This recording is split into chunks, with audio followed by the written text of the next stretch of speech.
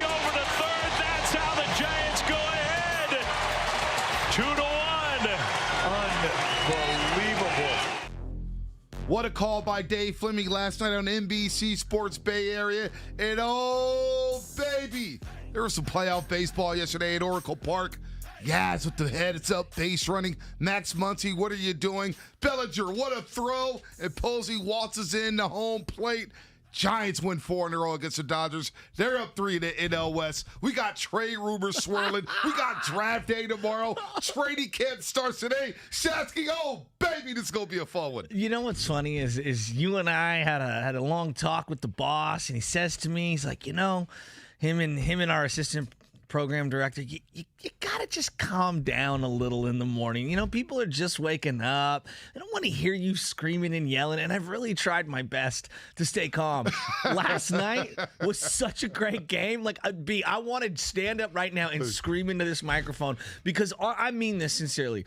Every one of these Giants-Dodger games has been epic. And I think we throw that around. We throw around epic, GOAT, right. All these terms. Great. Now yeah, exactly. No, these have been phenomenal. That was a playoff game. I put it out there, these games have been awesome. And Kolsky retweets me basically saying, just take the calendar date away. You can't tell me this isn't playoff baseball. And he's right. He's 100% correct. And I'm trying to maintain some calmness this morning, but that throw, did you hear the excitement from the crowd? It was buzzing through the television. That Bellinger throw, and we'll get into Bellinger because I want to break him down. Something is going on with Cody Bellinger. This is why you don't put people in the Hall of Fame prematurely. Right. You got to play out your career. No doubt. But it's the little things. That's my biggest takeaway this morning. We're going to talk so much about the error, about what has happened with this team and where they stand after 100 games. It's the attention to details, and it goes back to Kapler, and we could break it down in a second, but God, what a game. I've been up since 1:35. I tried to shut my eyes for the last 3.5 hours.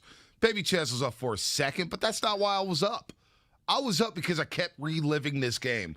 I'm thinking about Oracle Park and the fans on their feet at the top of the eighth. Top of the eighth where Tyler Rogers is grinding and everybody is screaming at the TV. Nice guy, Steven, you, Curly, everybody in San Francisco, heck, everybody in the Bay Area who was donned in the orange and black hat said, do not pitch to Max Muncy. Do not pitch to Max Muncy. Well, Rogers pitches to Max Muncy.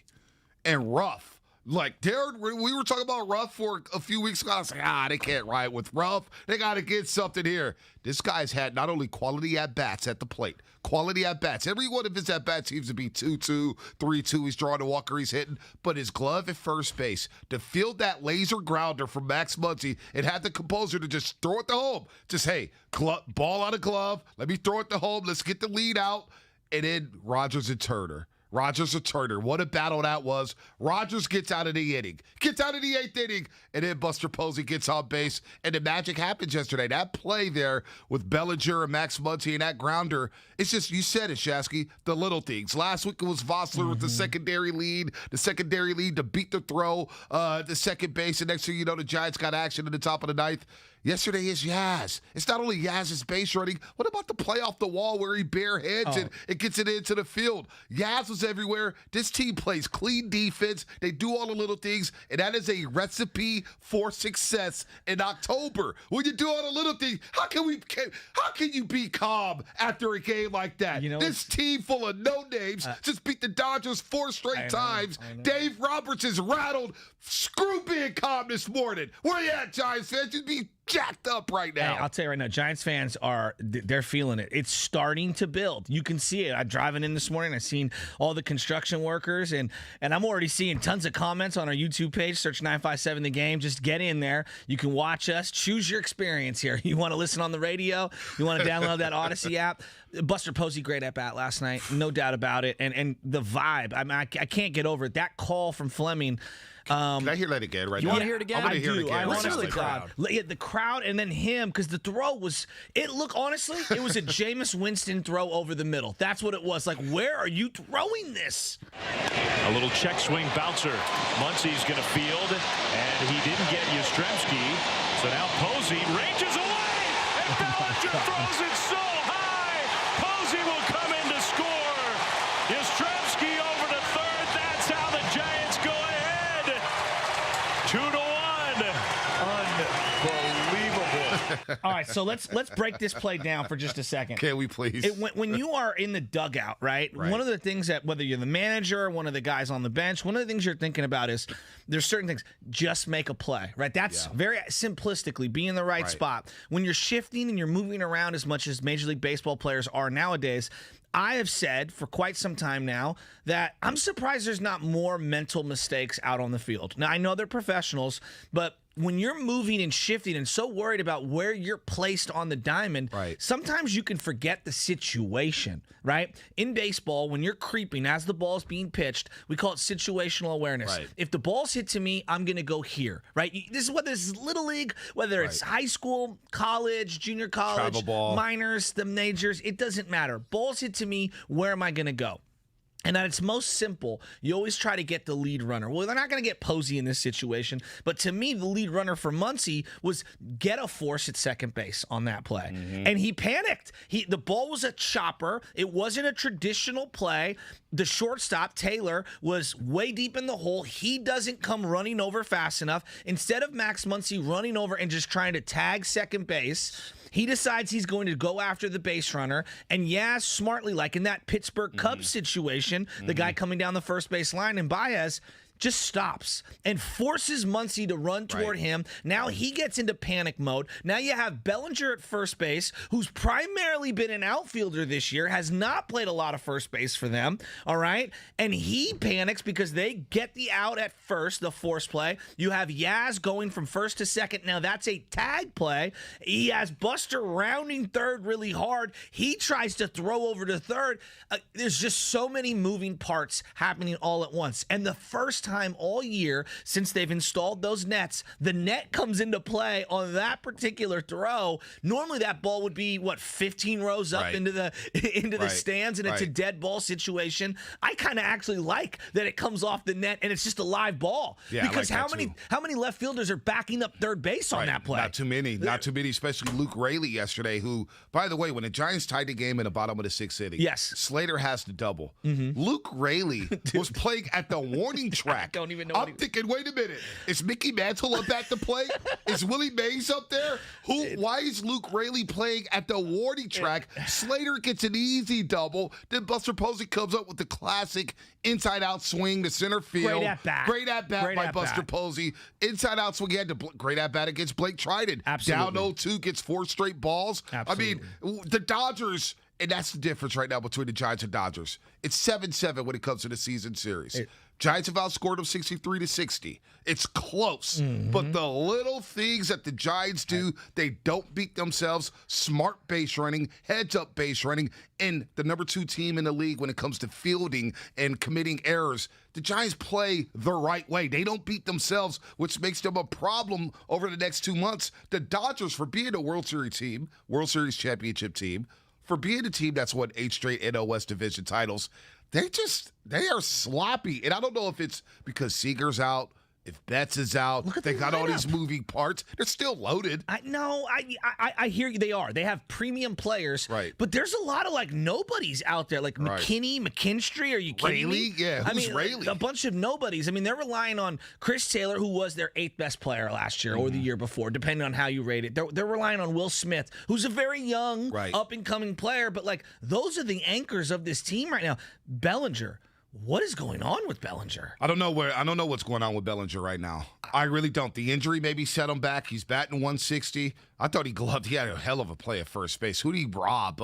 There, it was a laser beam. Yes. Was it Wilber Flores? Yes. I believe Flores, Wilber yes. Flores hit a laser to first base, and he played a good play. And he does have a good arm at center field. But the who's who, the Where's Waldo look on his face with the hair and everything, he is out of whack right now. He is out of whack, and I'm happy. I'm here for it. I got no problem with that, Shasky. Well, I just look at you talking about the little things. Just against the Dodgers for the second time in a week. Little tiny instinctual baseball running, okay? Running of the bags, which is, to me, one of my favorite parts of baseball. Running the bags, going first and third, scoring from second on a blooper into the outfield, stealing a base. I find base running to be extremely compelling. Balls in play, there's franticness. Everybody can run the bases, whether you're, 6 years old or you're in your 30s. And it's two little things. Getting a great secondary lead for Vossler, just literally by a cleat being safe at second base. And then Yastrzemski having the wherewithal to know, hey, if I just stop dead in my tracks and start to retreat back to first base, Max Muncy's kind of in no man's land. The guy's hauling coming down from home plate to first base. You're putting tremendous pressure and making these guys have to not panic per se, but make a decision. And again, I go back to Muncy plays all over the field for them. First base, second base. He's all over. And he's played a lot of second base for them in general. But when you're shifting and moving around and you're Bellinger, you've been playing in the outfield a lot. Again, I'm just surprised we don't see this more often. But that was a horrible throw. I mean, it wasn't an ankle biter. It was 50 yards above his head. The more I think about it and the more I watch that play, Shasky, I put it on Max Muncy. All right, Bellinger is a terrible throw. You can't excuse that. It's an awful throw. Yeah. I mean, I know you're trying to get Buster Posey. He was forcing it was terrible. too. He was forcing it. But Max Muncy not getting gas and looking over it. Like, Buster Posey is not running from third to home. He is slow as molasses. He is not making it home. Right. You know what I'm saying? Just tag gas or touch second base. This Dodgers team, just watching the series last week, panicking. Give Antoine Richardson, that's the first base coach last week, give it Vossler, say, hey, take the secondary lead here and get into second base there. They don't play clean baseball. And Dave Roberts looks like he doesn't have the Midas touch right now. I mean, I know he pulled Urias and it worked out for them. I thought he pulled him a little early, and then I agree with you. Depending on that bullpen, then Nelson comes in for the Dodgers. He can't throw a slider. He hits 2 straight guys. I'm like, man, park the slider, dude. Where are you throwing at? Get this dude some spider tack. They just don't play. They don't play clean baseball. And when you add that to last night's game, the rowdy crowd, because now there's magic in the air at Oracle Park, Third King. You can feel the vibe. You can see them all standing up here. And then you got the trade rumors swirling about Chris Bryant in the air. It feels like something big is about to happen down at Third King. It really does, Shasky. Look, we can get into the trade because I've got lots and lots of thoughts on all the rumors that were out yesterday. How about Logan Webb? Logan Webb? Doesn't he look like John Curley, our producer? You know what? For the first time, I agree with you. Yeah. For the first time ever, I agree with you. He does look like Curly. Did I just hear Bonte agree with Joe about something? Yeah, you did. You did, because he's only 24 years old. He's got a lot more money than John Curley. So he'll probably be able to have a little better luck out there with the ladies or whatnot if he's not married. John does pretty well for himself. He does. He has His a beautiful girlfriend's a girlfriend. sweetheart. He's been with her for 10 years. Yeah. How the hell has he kept her for 10 years? Webb's Who a knows? Kings fan. You know that?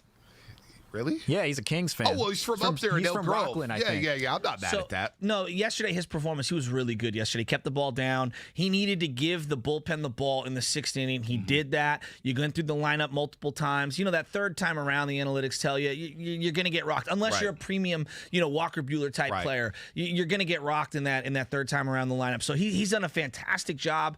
These is 2 great back-to-back starts against the Dodgers, which is kind of the opposite of DeSclafani, who's pitched better against the Dodgers, but can't get a win against them, just an outright win on his resume. We'll see him tonight against Walker Buehler. Speaking of Walker Buehler. I mean, but these have been high-level games. I mean, Bonte, the TV was buzzing with the crowd energy yesterday through it. Unbelievable. And people are already coming here on the YouTube chat. Yeah, what are they talking about on YouTube? Basically, they're saying, per sources, the Giants aren't going to deal for Bart for anyone, ? Basically, during the middle of the game last night, if you weren't paying attention attention to the internet. Right. John Morosi, who is one of the 95.7 The Game contributors, comes out and says that the Giants are in talks, and I'm paraphrasing here, they're in talks with the Chicago Cubs regarding acquiring Chris Bryant, who is the third baseman, also plays outfield, right-handed power bat, MVP. He's won a World Series, was a Rookie of the Year. He's going to be a free agent at the end of the year. Well, the Cubs obviously have sold off a bunch of their pieces, and they're looking to get some young guys back because their farm is depleted. The Giants have been in talks. Chris Bryant, the Cubs are basically asking, hey, we want Joey Bart. And the internet goes absolutely crazy, and we can get into all that. And it's during the middle of a Giants-Dodger game where the Giants' bats, if we're being honest, felt a little lifeless for 6 innings of that game. You know what? Urias has been good on the road. He's a solid pitcher. Now, I did see the stat where he's a high-end starter. Well, he gets the most run support in the National League. Heck, the Major Leagues get like 7.7 runs per 9 innings per start. You got to Urias. He is legit. But look, these are grinding games. When you're playing the Dodgers, when you're playing the Padres, and you're playing your rivals, they're going to be low-scoring games. These are playoff-type games. I don't expect the bats to just go up there and just start home run derbying out there. But they do need a jolt. There's no doubt they need a jolt right now. But what I loved yesterday is Logan Webb's 24 years old. This is the first time he's been part of something like this. No doubt. And he was not rattled. Hell, the first 4 innings, he didn't give up a hit. He didn't give up a hit. He's got a great demeanor. He seems to be very calm and very stoic on the mound. And I like how he keeps the ball down. Like, if he's going to miss, he's going to miss low. And that's kind of the key to Oracle Park. If you miss up high, you can get rocked. Right. You know, miss low. Okay, you can give up a double here and there. It's not going to kill you. The guy that we haven't brought up this morning, what about those Slater at-bats? I mean, Slater's a guy who was on the deep freeze, and I know Lamont Wade Jr. is on a deep freeze right now, 0 for like 33 against lefties. Which I can't believe they didn't give him a hit on Sunday. I was sitting right there. I thought, I was like, man, it's his first hit against a lefty. Damn near hit the chalk. And that guy better put on some shin protectors because I swear to God, he's hit his calf 7 or 8 times on twice foul against balls. Blake Triton. Did you see the highlight there? It just happened last week against Blake Triton. His leg was shaking. By the way, 5-1-0. Can we talk about how the A's are in trouble? 1 game ahead of Seattle.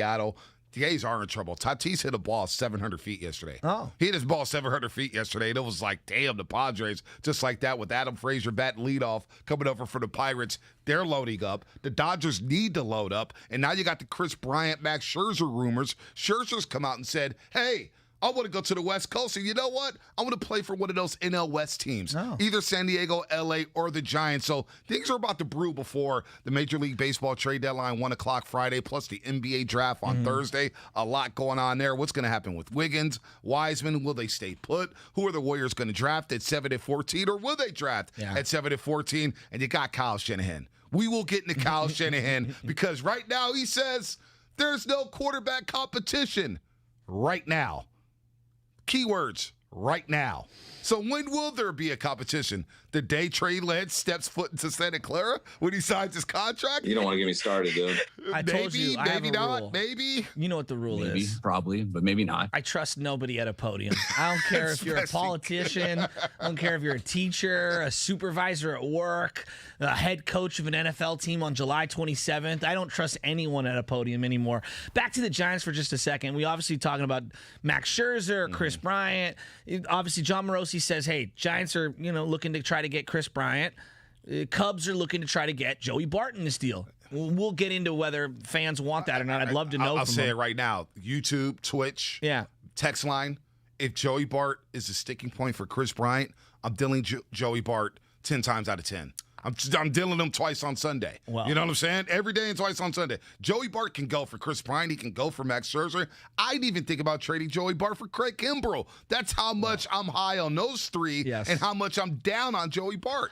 I'm kind of with you on this one. I'm in agreement. I think that they have to make a big-time move. But Andrew Baggerly, who's been on the beat for the Giants for, 25 years? Forever. He's as dialed in as they get. Basically recanted that and said, hey, no, or refuted that, and said, hey, no, I have it on good authority that the Giants are not going to trade Joey Bart under any circumstances right now.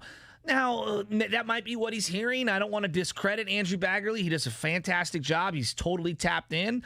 But should the Giants say to themselves, we'll deal, but we're not dealing Joey Bart? I don't think they're in a position to even be like that. Like, right now, you are in a World Series pennant race. I know. Like, I know. what Joey Bart is going to hold you back, a 24-year-old catcher who strikes out a bunch? Well, here's what Andrew Backler said, the exact tweet. There's a lot of media chatter about Joey Bart for Chris Bryant today, but I have this on good authority. The Giants are backing off any trade proposal with the Cubs in which they insist on Joey Bart. I don't believe that one iota. You want to talk about lying? Somebody's lying in the Giants brass, Langford. That's right. Well, Somebody's lying. I have on good authority is the total. Look, you don't cover this team, bro. John Morosi, what are you talking about? I have it on good authority that there's nothing going on there. That's a flex. So okay, and I don't want to dilute Andrew in any way. No, does a I great job. respect him. All the guys do. I Kerry respect Crowley, him. the whole squad. Right. I'm just asking out loud. How many times have the local guys broken a big-time Giants trade?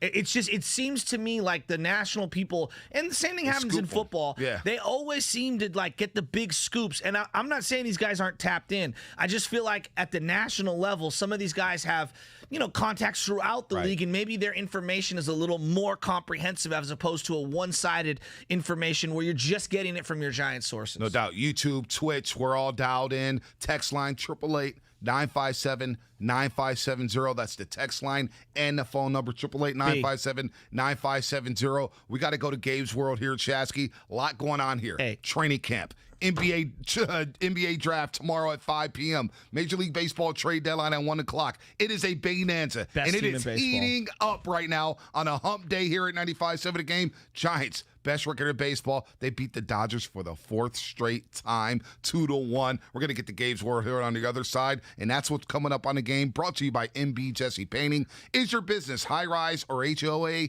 in need of quality painting now that teams are returning to offices? MB Jesse Painting offers the most trusted painting services in the Bay Area, completing projects on time. Get a free quote today from the Bay Area's painting experts at mbjesse.com. If Bart is holding them back, dear God.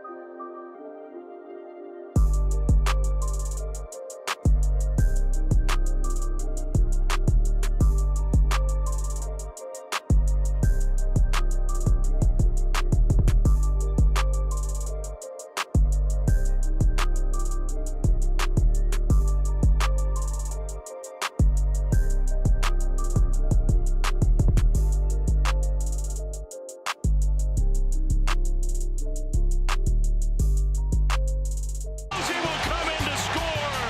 Yastrzemski over to third. That's how the Giants go ahead. 2-1. Unbelievable. Now, back to the morning roast, presented by Timeless Coffee with Kate, Vontae, and Shasky. Inject that into my veins, Shasky. Inject it into my veins. There's ice water in the veins of the San Francisco Giants, who are undefeated in those City Connect jerseys. Dave Fleming on the call for NBC Sports Bay Area. And that Major League theme song right there. I got to hear it every time I see this team, because before the season, Shasky, we had no idea what we were going to get. You're part of the grounds crew? I'm part of the construction workers. Who the hell are these guys? They're going to suck. The grounds crew. Oh, man, it's going to be a long year. And by midseason, we're saying, hey, these guys ain't half bad. Well, guess what? They got the best record in Major League Baseball. They had the best home record in Major League Baseball. Who the heck knows what Farhan and Scott Harris have up their sleeve at the trade deadline? I can't get enough of this team right now. I can't wait to hear from Kapler in a second here. But if you're watching on Twitch and YouTube, 957 The Game, I'm usually the one who's screaming and yelling. Like, I wake up with my veins popping out of my neck. Like, that's just who I am. Bonte, for a black guy, you are as red as can be today. In fact, you're almost orange. You're almost City Connect orange. Yeah, man. Look, I haven't been able to sleep since 1:35. I have my eyes closed, and the games just run through my mind. Then I look at my phone, and I look at the standings. Then I look at the available players. Then I look at Buster Posey batting .293 against the Dodgers. I'm saying, oh, man, Buster Posey, he's still got a hot streak left in him in the summertime. This is when he plays his best baseball. Yeah. Logan Webb out of nowhere giving you 4 innings. He doesn't give up a hit. He battles and battles and battles. Tyler Rogers, the cardiac kid. Oh, my Go goodness. get a Bud Light, dude. How'd you get out of that one in the 8th inning? Jake McGee hasn't given up a run since May 31st. Not only do I believe Joseph Shasky, I believe this team can make things happen in October. I'm looking at the Astros and Tampa Bay Rays and saying, why not the Giants? Why not bring in a banner to 3rd and King right now? And why not go make a big move at the deadline? From We Run SF here on the Twitch line, look at me. This is our division now. Like the guy when he took over the boat in the Tom Hanks movie. What was the name of that movie? Was that League of Your Own? No. It was the one where they had the Somalian pirates where they take over the boat. Captain. I'm the captain now. I'm the captain now. Yeah. Yes. Well, the Giants are the captains in the NL West. And look, there's nothing better than we haven't had a great pennant race in a long time, Shasky. I'm looking at my phone. I'm saying, damn, look at San Diego come back against the A's. They're not going away. They're making moves. The Dodgers are reeling right now. Dave Roberts and company don't know what to do. Kershaw's out. Mookie Betts is out. They've got Walker Buehler, but they are reeling right now with that bullpen. But you know they're going to make a move.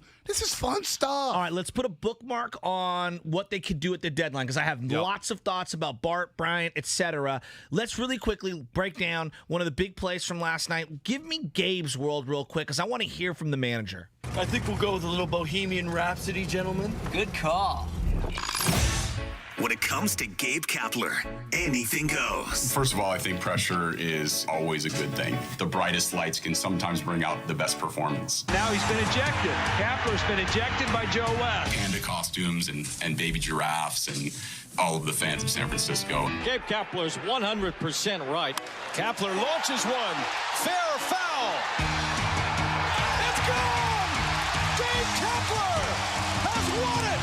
It's time for Gabe's World.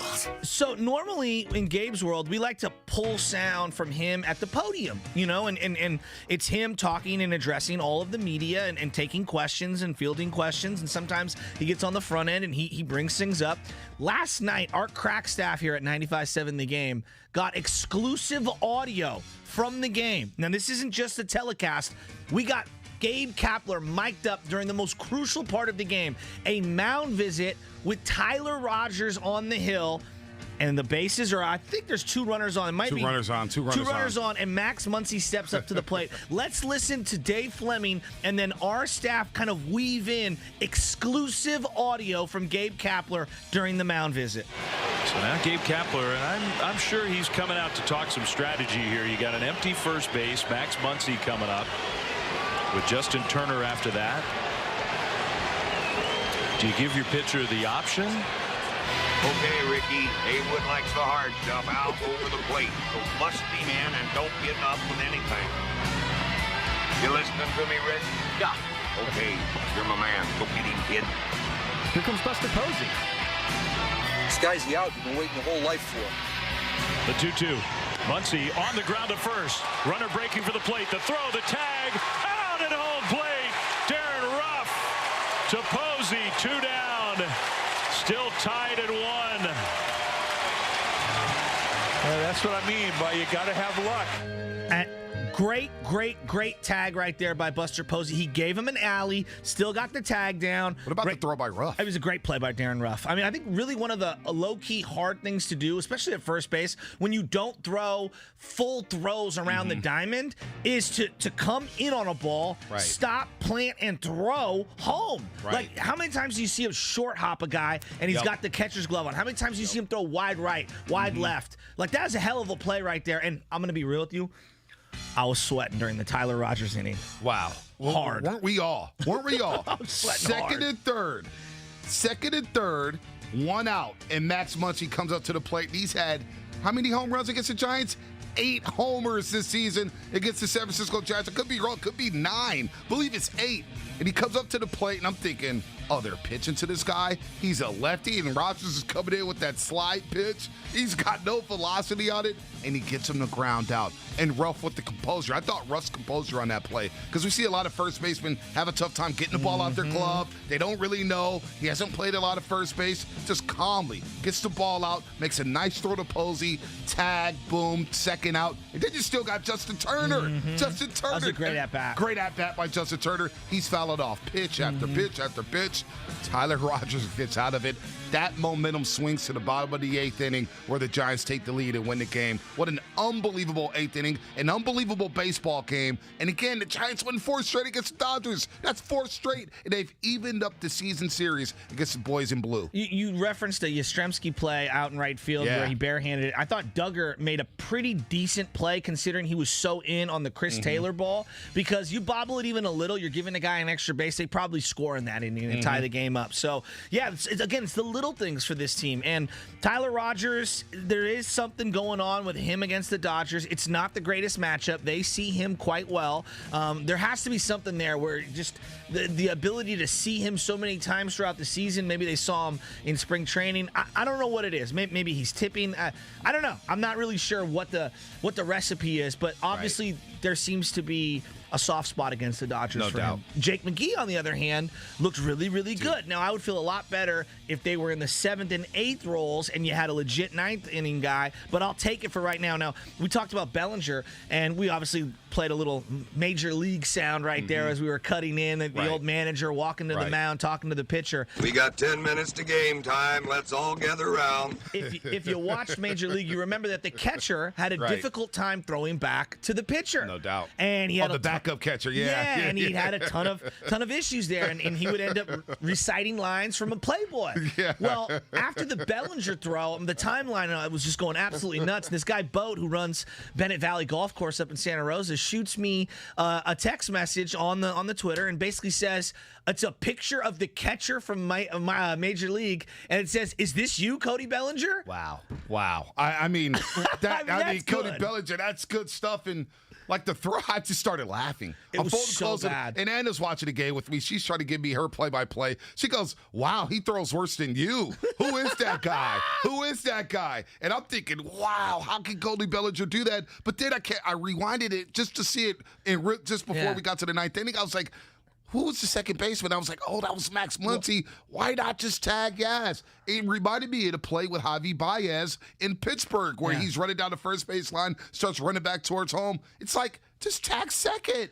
Like, I just don't get it. But hey, that's the Dodgers' problem. They're playing sloppy baseball right now, where the Giants are playing clean baseball. So table your thoughts here, because we got to get into the trade rumors with the Giants as they beat the Dodgers for the 4th straight time. This segment was presented by Golden State Lumber, open from 6 a.m. to 5 p.m. Monday through Friday, with some locations open on Saturday. Visit GoldenStateLumber.com for more information. Chris Bryant, Max Scherzer, Craig Kimbrell. Do you want them, Giants fans? 888-957-9570. How you feeling the morning after a big-time win at Oracle Park against the rival L.A. Dodgers?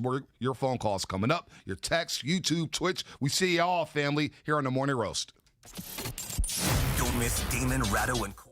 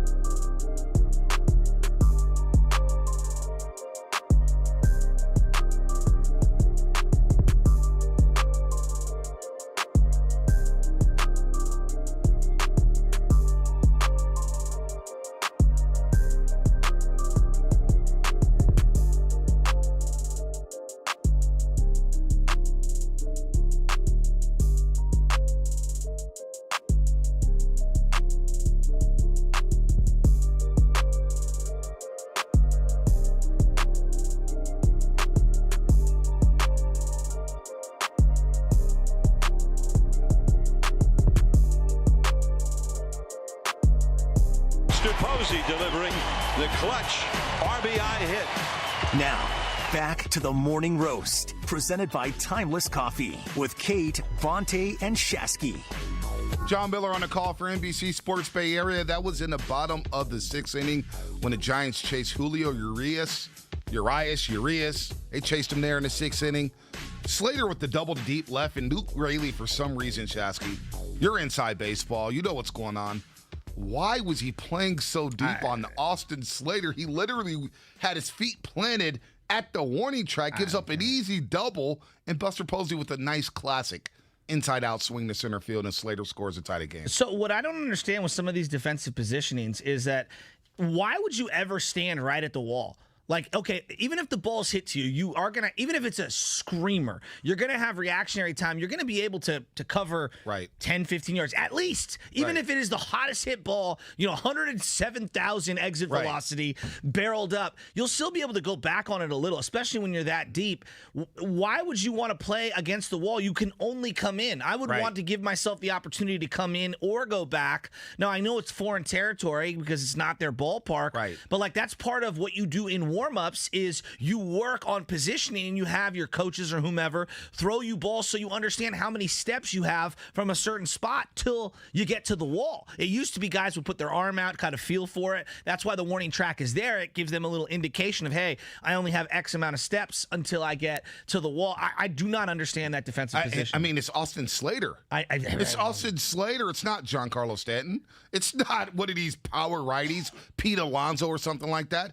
It's Austin Slater. No disrespect to Austin Slater. So I'm thinking to myself, damn, you just give him a double? And then Buster Posey, 2-1 count, inside-out swing, really nice at-bat, goes back up the middle. Giants tied the game up to back up Logan Webb because Logan Webb did deserve a loss in that game. It was a nice pitcher's duel. So Giants win 2-1. We'll get to the trade rumors in just a second. I just want to let everybody know to download the Odyssey app right now. Follow us on that Odyssey app. Follow us on Twitch. Follow us on YouTube. You can get us in a variety of ways. You can see our ugly mugs right now, or as like our wives or our girlfriends like to say, handsome young man, the handsome Joseph Shasky III, the handsome Bonte Hill. There's no eye boogers today. I promise you. We brushed our hair, we brushed our teeth, we did all that. Way too liar! Yeah, I know. Too deep. Download the Odyssey app. Discover hundreds of new exclusive music stations available right now.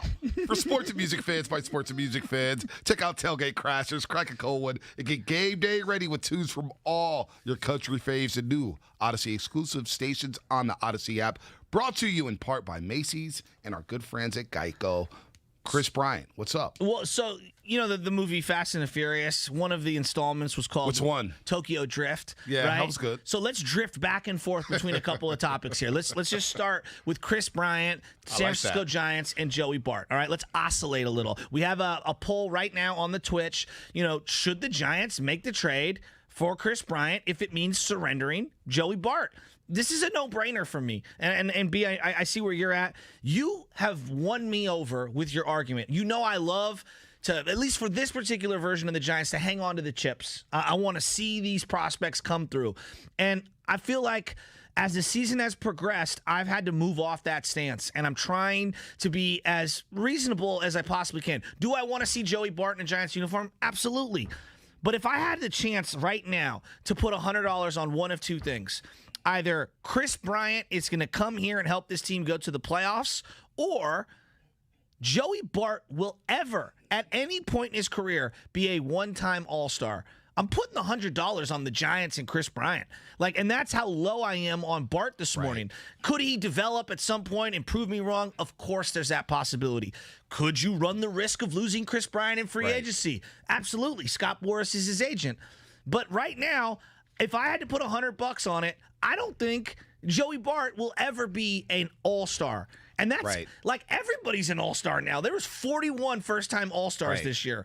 That's how low I think of him right now. And that's not an indictment on him. It's just when you take someone number 2 overall, you're thinking organizational pillar, someone who will change the trajectory of your entire franchise's outlook. Right. When I see him, I don't see that guy. So if this is the high water mark in terms of his value, and you can get back somebody that you are going to ink long-term, to me, I'm willing to do the deal knowing maybe on the front end I'm overpaying, but 2, 3, 4 years from now, I don't think it's an overpay. I really don't. I trade for major league ready talent I'll trade a prospect away for Major League ready talent any day of the week. That's how I feel about prospects. I don't know what they're going to do at this level. I really don't. They're just names. And Stephen Langford came through in the clutch yesterday about the Zach Greinke trade. Mm-hmm. They traded for 4 players, the Diamondbacks, for Zach Greinke. And everybody said, man, 4 prospects. And I'm sure those prospects, there was a couple that were ranked high, where 2 of them are still in the minor leagues, and 2 of them haven't been heard from at the major league level. Being rocked. I mean, so that just tells you right there, the Astros made the move. And you think the Astros would look back for those minor leaguers? Now, I know their farm system was rich with talent, but I also trust Farhan to replenish the farm system with talent. Joey Bart's not his pick. It's not his pick. And is Joey Bart going to play next season?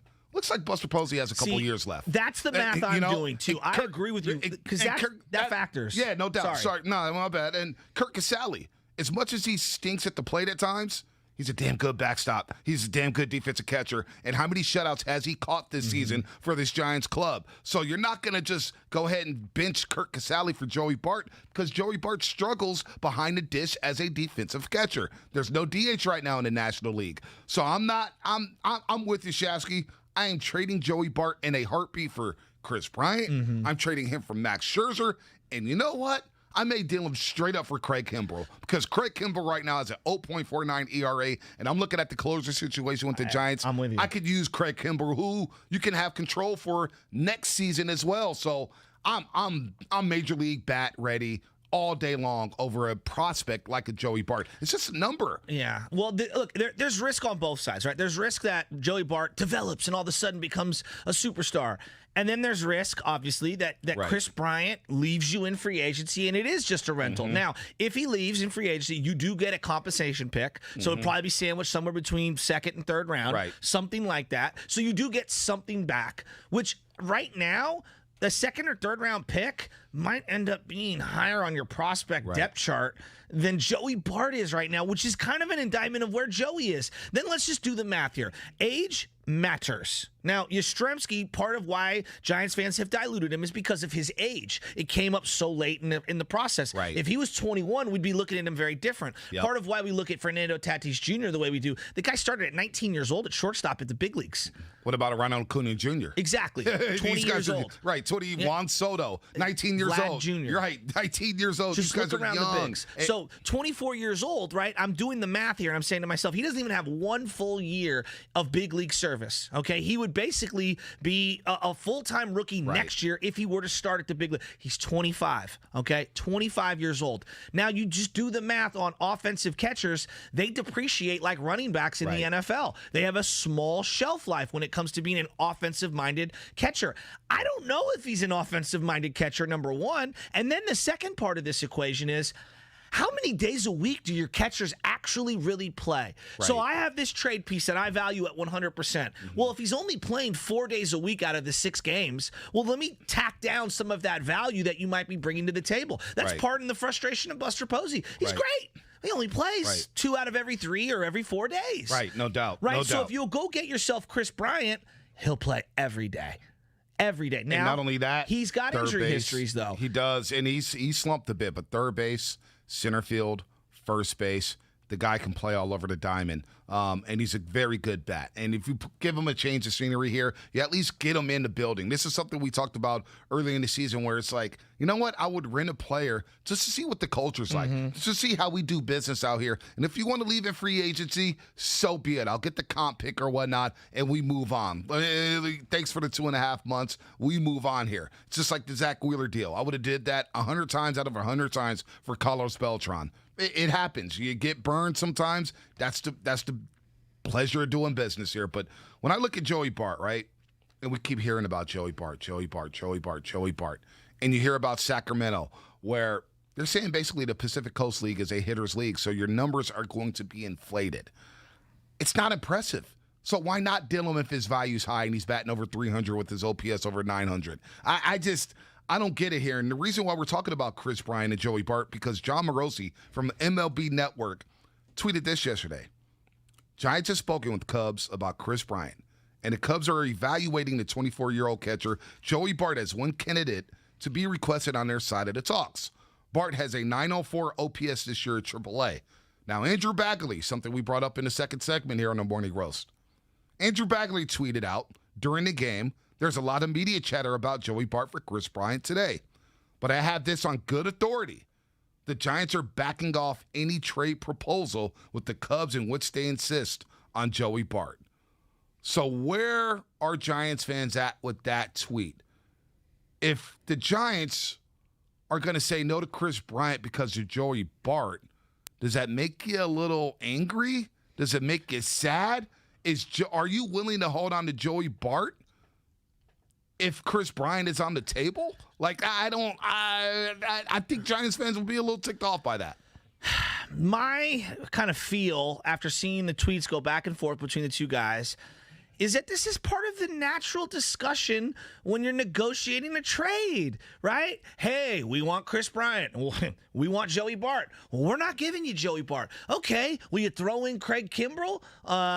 Yeah, but you got to throw in some more stuff. Like, isn't this kind of how the negotiation process goes, though, Bonte? You would think so. Like leverage, leaks, is other teams leaking this information? Because if you just give up Joey Bart, right, without even thinking about it, hey, we'll give you Joey Bart. Like, right. You could have had him for less, maybe. Right. Who knows, right? Who knows? Or you want them to at least know, hey, we value this guy so highly, he's untouchable. So that way they feel like they're the ones getting over if they do consummate a trade. Like, there's a delicate balance to how you negotiate these. And I do feel like Farhan kind of has a little bit of a track record where it's like, you got to kind of be careful with Farhan. He's going to get over on you. Yeah, he may. And it's one of those things where Belichick will call people, right? Mm-hmm. When Bill Belichick used to call you about a trade, and you pick up the phone and you're like, man, Belichick's interested in this guy?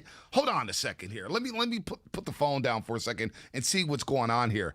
Look, if that's the case that Joey Bart is untouchable, I just, that leaves a bad taste in my mouth. Like, Joey Bart has not been able to crack the big league club yet. He's not been able to crack it yet. First base has had a hole. Giants are trying to play him at first base. He hasn't adjusted yet. But Darren Ruff and Lamont Wade Jr. are getting the at-bats and the starts at first base. It's bad. Like, I don't want to bash Bagley or say his reporter's wrong. I don't want to bash Bubba Morosi and say his reporter's wrong. But if that's the case, if Joey Bart is an untouchable, then the Giants are probably not making a move Friday. Well, let's operate thinking that the information that they're getting is genuine and honest. And I can see both sides of it. Hey, Farhan might think that Joey Bart's untouchable, but I don't think Farhan views anyone as untouchable. The way I view this is, I consider him untouchable to the larger audience, but if the right deal falls in place, no one is untouchable. And I think that even Kimbrel, Luciano, Bryant, well, I mean, Luciano is so far down their system right now in terms of being in single A. Who is untouchable on this Giants roster? So, again, this is a moving target. You asked me a year ago, I would have said Julio Ramos, and I would have said, Hunter Bishop and all these guys. I think right now it's Matos and it's Luciano. And if I'm pronouncing Matos wrong, I apologize. But I think it's those two guys, and they're in single A. I'm looking at just how Farhan's squeezed value out of the catcher position in general. Right. Nick Hundley, the first year he was here, Nick Hundley was pretty good for this team. And people forget. He outplayed Posey toward the end when they brought him in here. And I guess I know that what was the guy that was under Sabian? Bobby Evans gets a lot of credit in trying to lure him in here. But Farhan liked him a lot, tried to bring him back. Stephen Vogt came here after missing a year of baseball. He was really good for the Giants. Look what they did with Chadwick Tromp last year. He had moments, you know. Look what they've done this year with Kirk Caselli. I'm not saying those guys are anchoring your lineup. I'm saying he has found value behind the plate. So if you're operating knowing we're going to exercise Buster's option, which feels likely, I could find a secondary catcher for dirt cheap who can give me less than Bart, but I can get more in left field because I'm trading Bart away and bringing in someone like Chris Bryant. Well, you said something key there, anchoring the lineup. Can Joey Bart anchor your lineup? This was a number 2 overall pick who was supposed to anchor a lineup. Do you view him as a number 2 overall pick now? Because I do not. I don't. Yeah. I don't. I just look at him as a guy. That's kind of how I look at him as a guy. And I look at him as a guy that I'm saying, if I can add him to a package to get a Chris Bryant or Max Scherzer, I'm doing that all day. 888-957-9570. Would Joey Bart hold you back from making a trade for Chris Bryant or Max Scherzer. You're listening to 95.7 The Game, KGMZ FM, and HD1 San Francisco and Odyssey Station. Download the Odyssey app and listen to our interviews from yesterday with Dana Altman and Eric Gagne. Eric Gagne, the former Dodgers closer and Cy Young Award winner, was on absolute fire, and it's all brought to you by Timeless Coffee. So, I'm looking at just how to set this thing up right now for if you're the Giants. Like, let's say I'm Larry Bear, and I'm sitting there, and I saw a packed house last night, for the most part, on a Tuesday night, 4th largest crowd of the year. Okay, the 3 largest games of the year, capacity-wise, were the Oakland-San Francisco games. It's interesting. Tourism's down. Well, we know that hotel capacity is way, way, way down. So Dodgers-Giants, you would think, would be, headliner. Well, a lot of people aren't traveling. That's number one. And number two, it's a Tuesday night. And yet it was the 4th largest crowd. That place was buzzing. Bonte, you know as well as I do, the Warriors are coming, and they're rolling it back. Yep. The Niners are going to have Jimmy and Lance, and those are headlines all themselves. That's the quarterback of the Niners.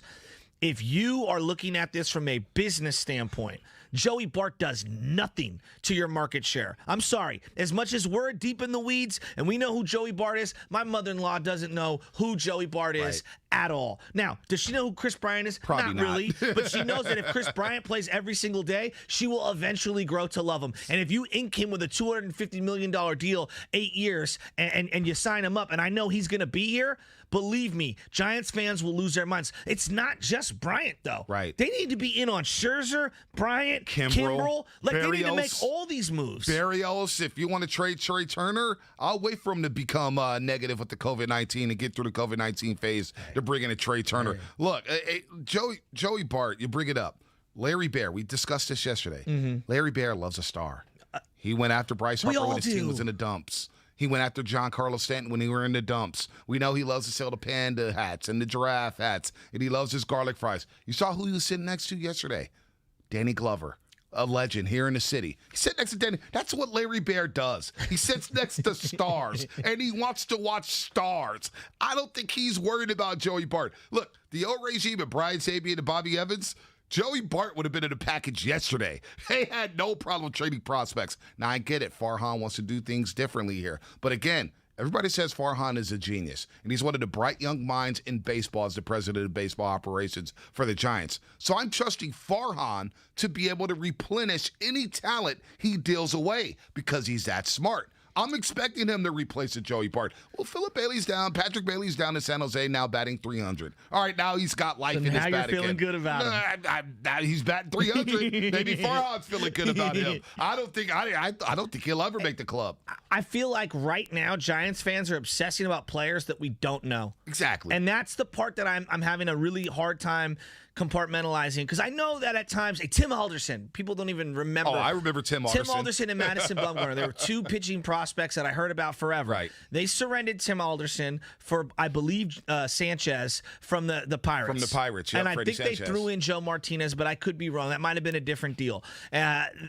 Have we even thought about Tim Alderson since? I don't even remember him having a cup of coffee in the major leagues. Okay, and remember this one. This is a big-time deal. We had a guy by the name of Tommy Joseph who was a catcher. Oh, my gosh. And now Posey was a lot younger, right, but he was coming off an injury, and they surrendered Tommy Joseph for Hunter Pence. It's one of the great trades in Giants history. One of the best trades in Giants history. But you know why? Because that not only acquired Hunter Pence, they doubled down and they re-signed him, and they made him a Giant centerpiece guy. And that's what this organization needs to do. I'm going to go to the Giants game Friday night. And when I go to the game, I'm going to go into the Giants dugout, and I'm going to see a Yastrzemski jersey. Right. And it's like, am I really going to fork over $300 for a Yastrzemski jersey? Probably not. No. I already got a Buster jersey. I already got a Crawford jersey. I don't want a Brandon Belt jersey. But if I did, I probably already own one of those. Steven Duggar? Who's a guy in the last 5 years that you would actually have to go out of your way to go get? I'm not going to spend money on a Gosman jersey. He's on a 1-year deal right now. Alex Wood? You bring in Chris Bryant and you ink him to an 8-year deal. Now there's somebody the 10-year-old can get a jersey of and go, this guy's going to be on the team for a while. You don't think it matters, but it does matter. That's good business. Forget the baseball. It's good business. Then you look at baseball and you say,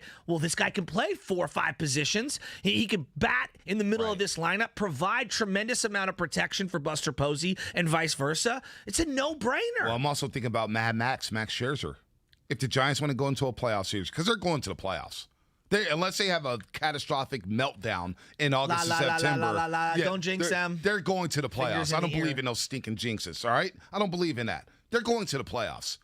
Now, if you want to go get Max Scherzer and look at it like this, okay, you get Longoria back. You're hoping he stays healthy. You get Brandon Crawford back. You hope he stays healthy. I'm a little worried about Longo, to be real with you. And I know you're hoping that he's long in the tooth. I haven't heard a whole lot about his return. I'm just being real. I'm sorry. Tom LaStella, I don't have a lot of faith in, but maybe he comes back. I'm going to be real, though. Solano needs a couple days off. And you can't spell him right now because you don't have any. He's grinding right now. Yeah. He's fighting through it. I mean, a lot of these guys are fighting through it. The batting average is dipping. The dog days are near, Shasky. They're around the corner.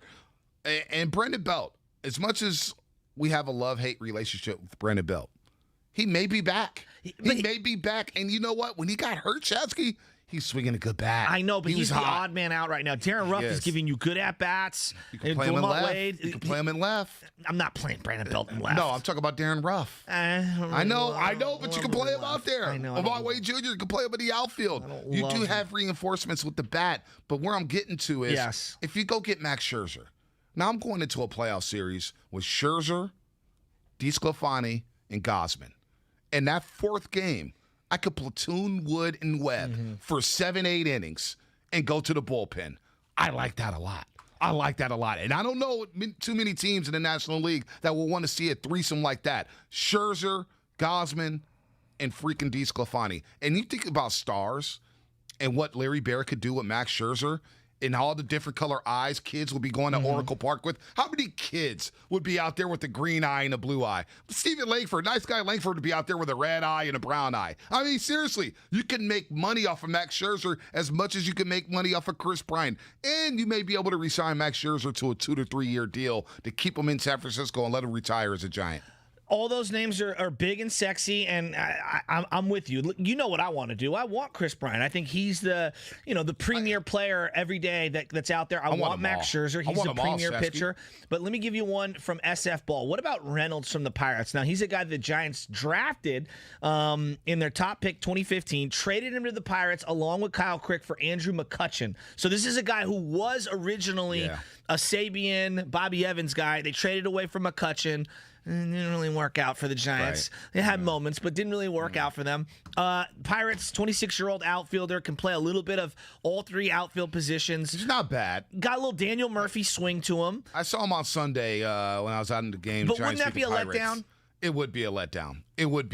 But it's one of those sneaky good. Look, they traded for Tauchman. He won a few games for you. They traded for Tyro Estrada. They won a few games for you. We weren't going up. We weren't going goo goo gaga over Lamont Wade Jr. when they traded Sean Anderson to the Minnesota Twins. So it's not always about the name. Yeah. Like the Sabian and company made a lot of sneaky good moves over the years. Like Kenny Lofton was at the end of the run, and they traded for Kenny Lofton, and he stabilized the lineup. You bring in David Bell at third base. He has a career year for that Giants. You know what I'm saying? Like you can make these little moves here, so it's not all about the names.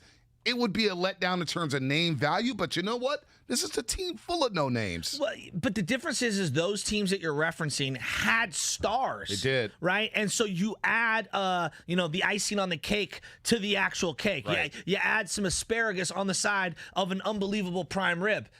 They really, they don't have prime rib right now, B. I'm looking at this lineup, and I'm like, I love Buster. I believe me, he's one foul tip away from missing a week. What do they have? A bunch of lamb chops? They got a bunch of mashed potatoes. Everybody loves mashed potatoes, but it's not the center of the plate. Center of the plate is the protein. They need prime rib, and that's what Chris Bryant would provide them. 888-957-9570. We're going to have a lot of fun today. A lot of fun. Giants beat the Dodgers 2-1 last night at Oracle Park. They've won 4 straight against the LA Dodgers. They even the season series at 7 games apiece. And they get to face Walker Buehler today as Anthony DeSclafani on the mound trying to get a win against the Dodgers. He struggled against them, although he battled last week at Dodger Stadium. And do not forget, NBA Draft is tomorrow at 5 p.m., and we got you locked all day long, today, tomorrow, the day after, on the NBA Draft. Who the heck are the Warriors going to draft at 7-14? Are they going to make a big trade here? What are the Warriors going to do here? Draft day is tomorrow at 5 p.m. And don't forget, the Niners just reported a trading camp yesterday. We'll get to what Kyle Shanahan had to say about the quarterback competition between Jimmy Garoppolo and Trey Lance, who, by the way, hasn't signed his deal yet, but the Niners aren't concerned about that. We'll stick with the Giants here, and that's all coming up because it is a Baynanza upon us here at 95.7 The Game. A huge week of events starting, of course, today with 49ers training camp, followed by the NBA draft, MLB trade deadline on Friday at 1 o'clock, and the start of NBA free agency. It all happens in a 6-day span, and it all happens here. The Baynanza is brought to you by Pacific Catch, sustainable seafood, West Coast style. Listening to Damon, Ratto, and Kolsky.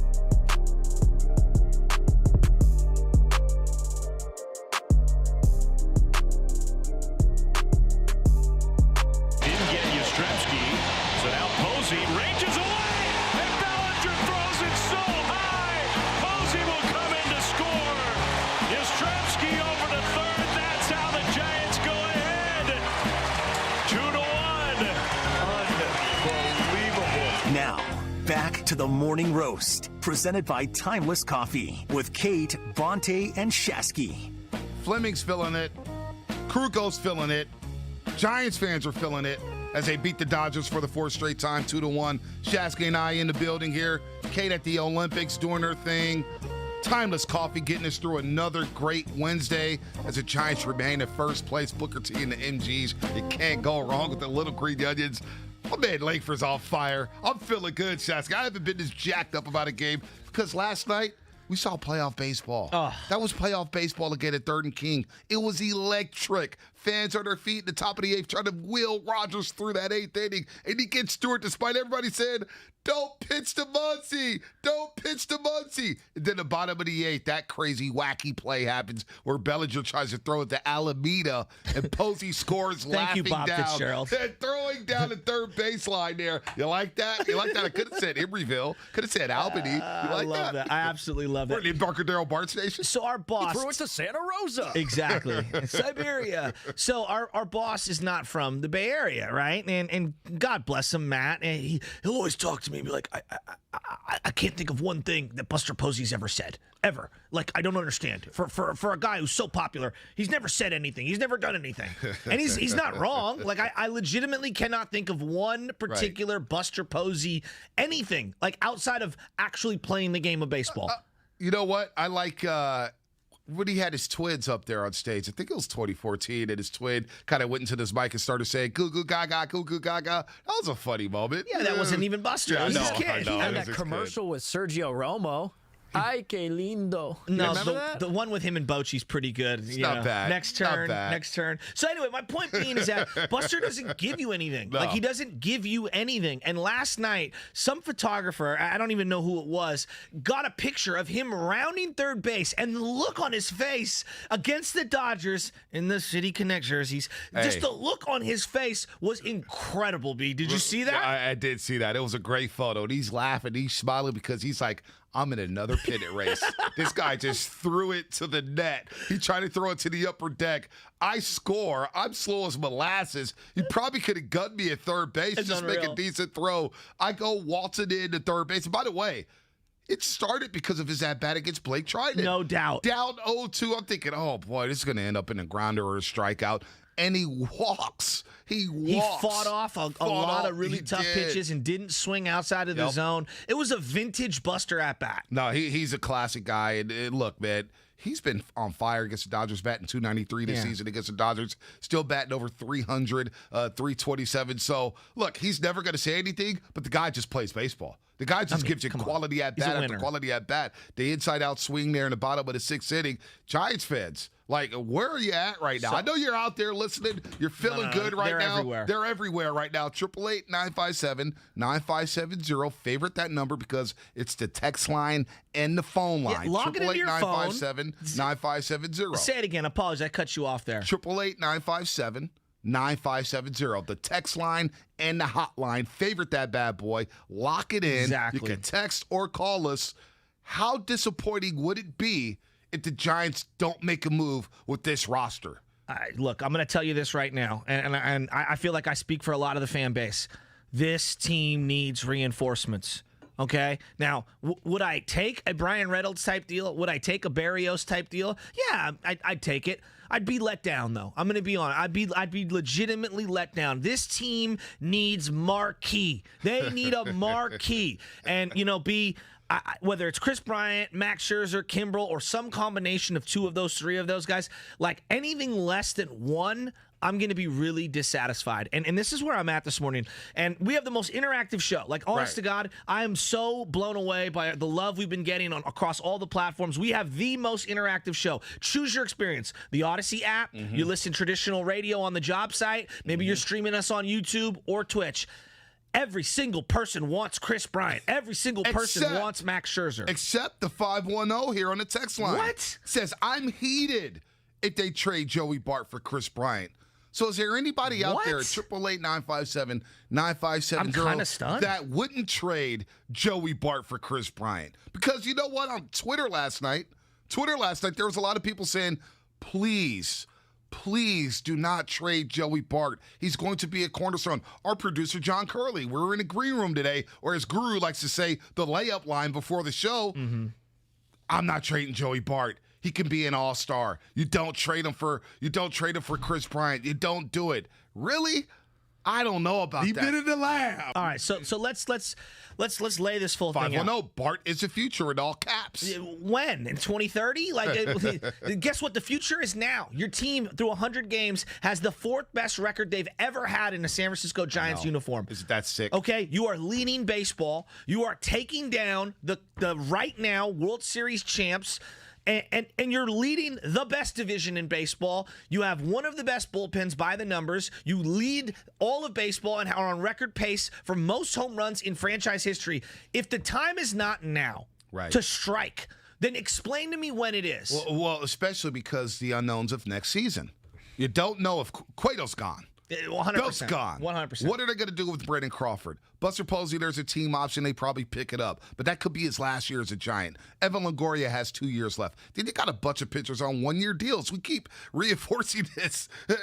Alex Wood, DeSclafani, Gausman, they could all be gone. They could all be gone, and Cueto's probably walking out. That's 4/5 of your starting rotation. I mean, I don't know who's going to be in the outfield next season, so why not now? Why not go all in when it seems like this World Series championship is up for grabs? It's so much parity across baseball. And who's better than the Giants right now in the National League?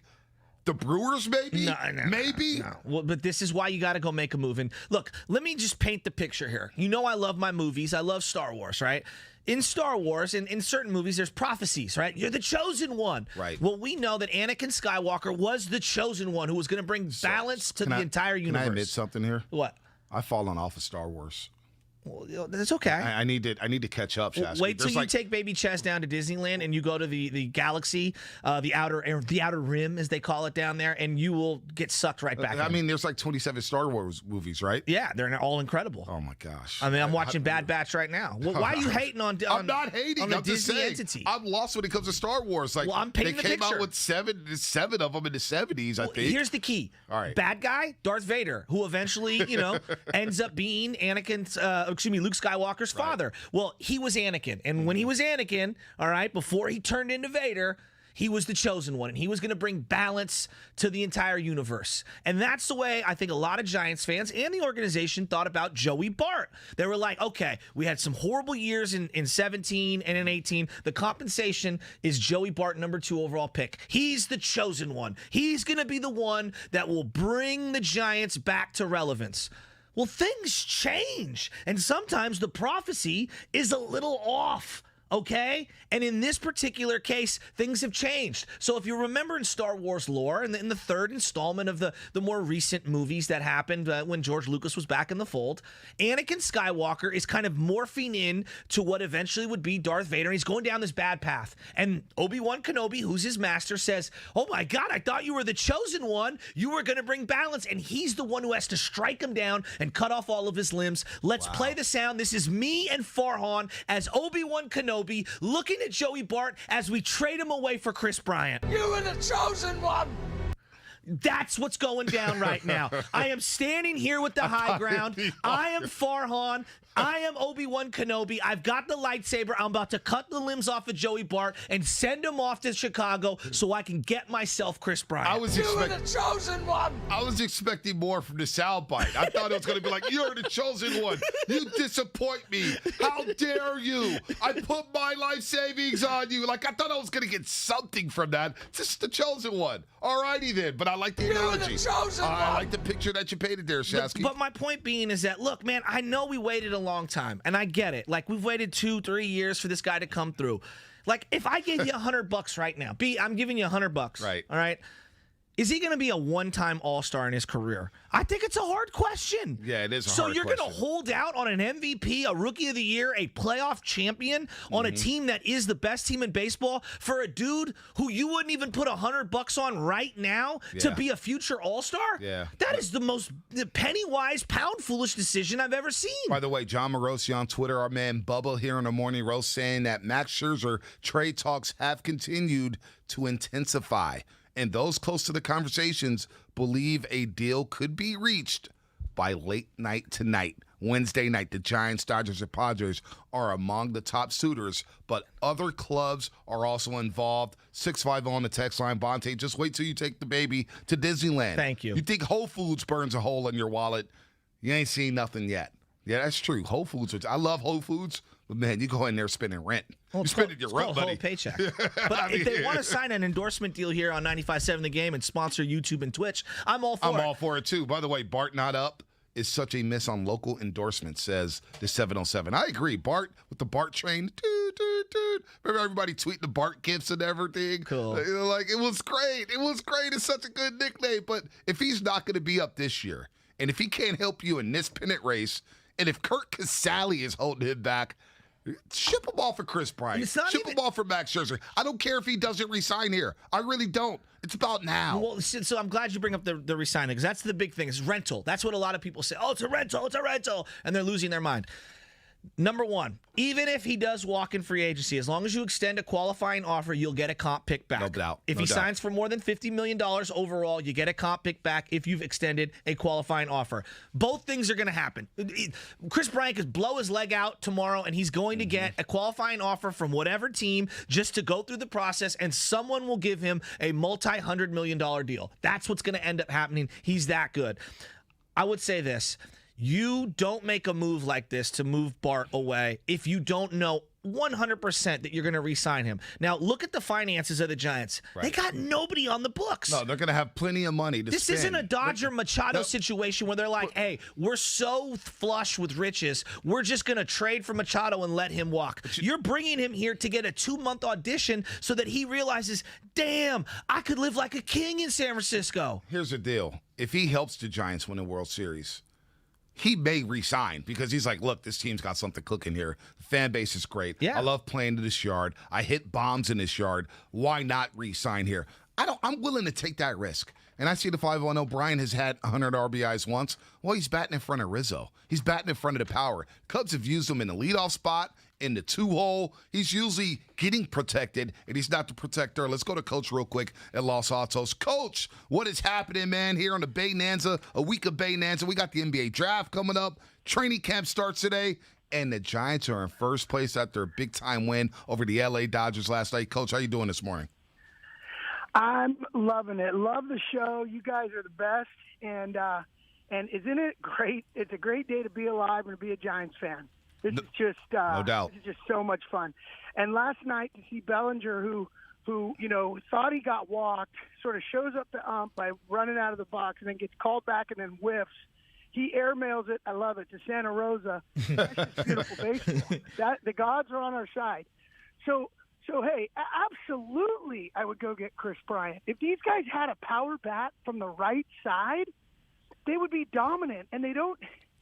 As you said, they got a lot of money. They're building for the future. I mean, Vaughn, he's been incredible at rebuilding the team, at rebuilding the draft, the minor league for the Giants. Mm-hmm. He's loaded on that side. I agree. He hasn't loaded with any big stars. I probably wouldn't go for Scherzer because of his $120 million kind of stinky contract that he's got. I'd probably go for Jose Barrios from the Rangers. I'm okay with that. I think we need Chris Bryant.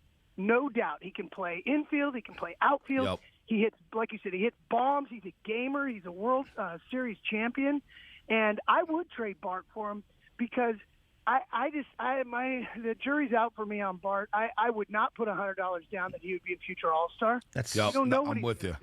We don't know what he's going to be. And it's kind of crazy how quickly we flipped on that. Great call, Coach. Great call, Coach. I can't wait to see you down at the Hilton Hotel when the Niners get started. Kansas City, a few Saturdays from now, their debut, hopefully, at Trey Lance. So somebody texted in that Chris Bryant's only had 100 RBIs once. He had 99 his rookie year. Right. Now, he was Rookie of the Year. He's won an MVP. And again, Rizzo bats behind him. Baez has batted behind him. The Cubs have really used him in the 2-hole. Yeah, sometimes he bats clean up, and I know he had that one year where he really struggled, but look at the home run numbers. They're still up there. I'm still taking a chance on Chris Bryant. I do not care if he resigns here. It's, to me, Shasky, when you have the best record in baseball right now, and you're going into the dog days, and you look at this week, you got 5 straight against the Dodgers and the Astros. Go get me a bat. Go get me a jolt in this offense. Go win a championship. The Giants aren't this. They're not the Tampa Bay Rays, right? They're not the Baltimore Orioles. They're not the Oakland A's, for crying out loud. This is one of the premier franchises where they go out there and go win, all right? This is a legendary franchise where they're used to producing stars, having boppers, having top-flight talent. It's your time now. This is your year. There's magic in the air. You're getting all the breaks here. You got to go make a move. If Joey Bart is the sticking point, again, folks, 888-957-9570. Who out there is not willing to trade Joey Bart for Chris Bryant or Max Scherzer? And you know what? We keep talking about Chris Bryant. I may rather have Max Scherzer. But again, I'm trading Joey Bart away, Shasky. I'm trading Joey Bart away. I'm trading Hunter Bishop away. I'm looking at Ramos, and I'm thinking hard and long about that. There's not a prospect other than Luciano, to me, that is untouchable in this Giants farm system. I'm with you. I mean, there's no question about it. He's got to be involved in one of these trades if that's going to be the deal breaker. And I understand from Farhan's standpoint of not wanting to surrender somebody as good as him. Because, look, you only have an opportunity to trade him once if you're going to make the move. Right. And you want to get the most back in return. I don't think they're just in on Chris Bryant. I think they're in on Chris Bryant, and I think they're in on Kimbrel. And I think they're hesitant to give Joey Bart up unless they get both of those guys. And I'm sure there's some other package that is involved in there. I mean, look, you need a right-handed power bat. That has been a problem forever. No doubt. Like since Hunter Pence was in his prime, it has been an area the Giants cannot find value. They've got Crawford coming back. He gives them pop at a position you don't normally get pop. Yastrzemski, Dickerson, you've got some outfielders that are lefties. Obviously, Duggar's a left-handed batter. You need a right-handed power bat. Lamont Wade Jr. is 0 for 33 or something like that against lefties. You know, like, you need this. So I'm 100% with you. And if you made a move for Scherzer, it's the kind of thing where you go, hey, we make the move today for Scherzer, and we start him tomorrow against the Dodgers. I'm dead serious. Mad Max is an unrestricted free agent after the season. He's 36 right now. He's still one of the best pitchers in baseball. If he doesn't resign again, I don't care. I'm looking at a playoff series here, whether it's against the Padres, the New York Mets, the Milwaukee Brewers, and I'm saying I got Max Scherzer, I know, Kevin Gausman, and Anthony DeSclafani, and I could go Wood Webb in game number 4, and I could roll those 3 in a playoff series. That is just filthy. I know they're three righties, right? You know, I don't care. I do not care. I got fastballs coming at you. I got splitters coming at you. I got changeups coming at you. And that look that Matt Max has, when he's on the mound striking people out. Who did we have on the other day where he strikes somebody out and he kind of does the pirouette on the mound, a 180? The strut. Give me all that. I want all that at Oracle Park right now. You don't think Larry Bear wants that? He's sitting next to Danny Glover. He wants a star. So what's the hesitation from Giants fans? Why aren't we in love? Why aren't we in love with somebody who we don't even know? I don't get it. I legitimately cannot understand it for the life of me. We have become so obsessed as Giants fans with the farm because the farm was so depleted for so long. And there really wasn't a player at the big league level that you could wrap your arms around who was new, right? Posey and Craw and Bell, those guys are like the old guard. There's no new guard guy. So I understand being hesitant to want to surrender something for the future. But it's not like the Giants, like, look, B, if the Giants were 500 right now and they were on the outside looking in, totally different scenario. Right. Like, totally different scenario. Right. Hey, you're not guaranteed to get to the playoffs. You're not one of the best teams in baseball. Right. You don't have the equity of your unbelievable record and start right now and all the goodwill that you've done. I'm watching this team, and you're watching them against the Dodgers, and you can't tell me that they have not played playoff baseball against the Dodgers for about 2 weeks straight now. This is how World Series are won. Exactly. On zany, wild, great pitching games, but crazy plays where you don't get the big knock, but there's a horrible defensive lapse by the other team, and they flinched first. And then your closer comes out and closes the day. This is a great team that needs a World Series boost, and all the great World Series teams have made moves at the deadline. Can you believe we're talking about this? Can you believe that on July 28th, we're talking about the San Francisco Giants in 2021 being a World Series team? No. It's unbelievable when you just is. sit back and wrap your head around what we're watching right now. 888-957-9570. Let's go to San Leandro and talk to Roy. Roy in San Leandro, good morning. You're on the roast here with Shasky and Bonte. Do you want to see the Giants make a move for Chris Bryant? Are you willing to trade Joey Bart? Yeah, I would go ahead. I'd be willing to trade Bart, but if I can't do that straight up deal, maybe I'm not giving the house up like Sabian and Evans did, because for too long the Giants have made, giving up the house like Brian Sabian. Just a few minutes ago, I heard you guys talking about they need a pull right-handed hitter. Okay, they had one, and that guy named Duvall. Okay, they got him, and that guy who they traded him for not even in baseball no more. But look what Duvall is doing. Okay, and it's a few other trades that I can't bring to mind right now. But what I am saying is that, okay, the Giants are still a work in progress. Okay, the Giants actually got a chance to even be better next year than they do this year. Okay, with the rookies and the farm system they got, I'm all for that. And it's exciting to hear all of these trades that's going on and all like that. But the Giants have suffered too much, too long for, giving up all of this talent. I respect your take, Roy. I respect your take. Hey, look, there's a lot of people who feel like Roy Shasky. There are, and I see where he's coming from. But like Adam Duvall, just for a second, bear with me, Giants fans.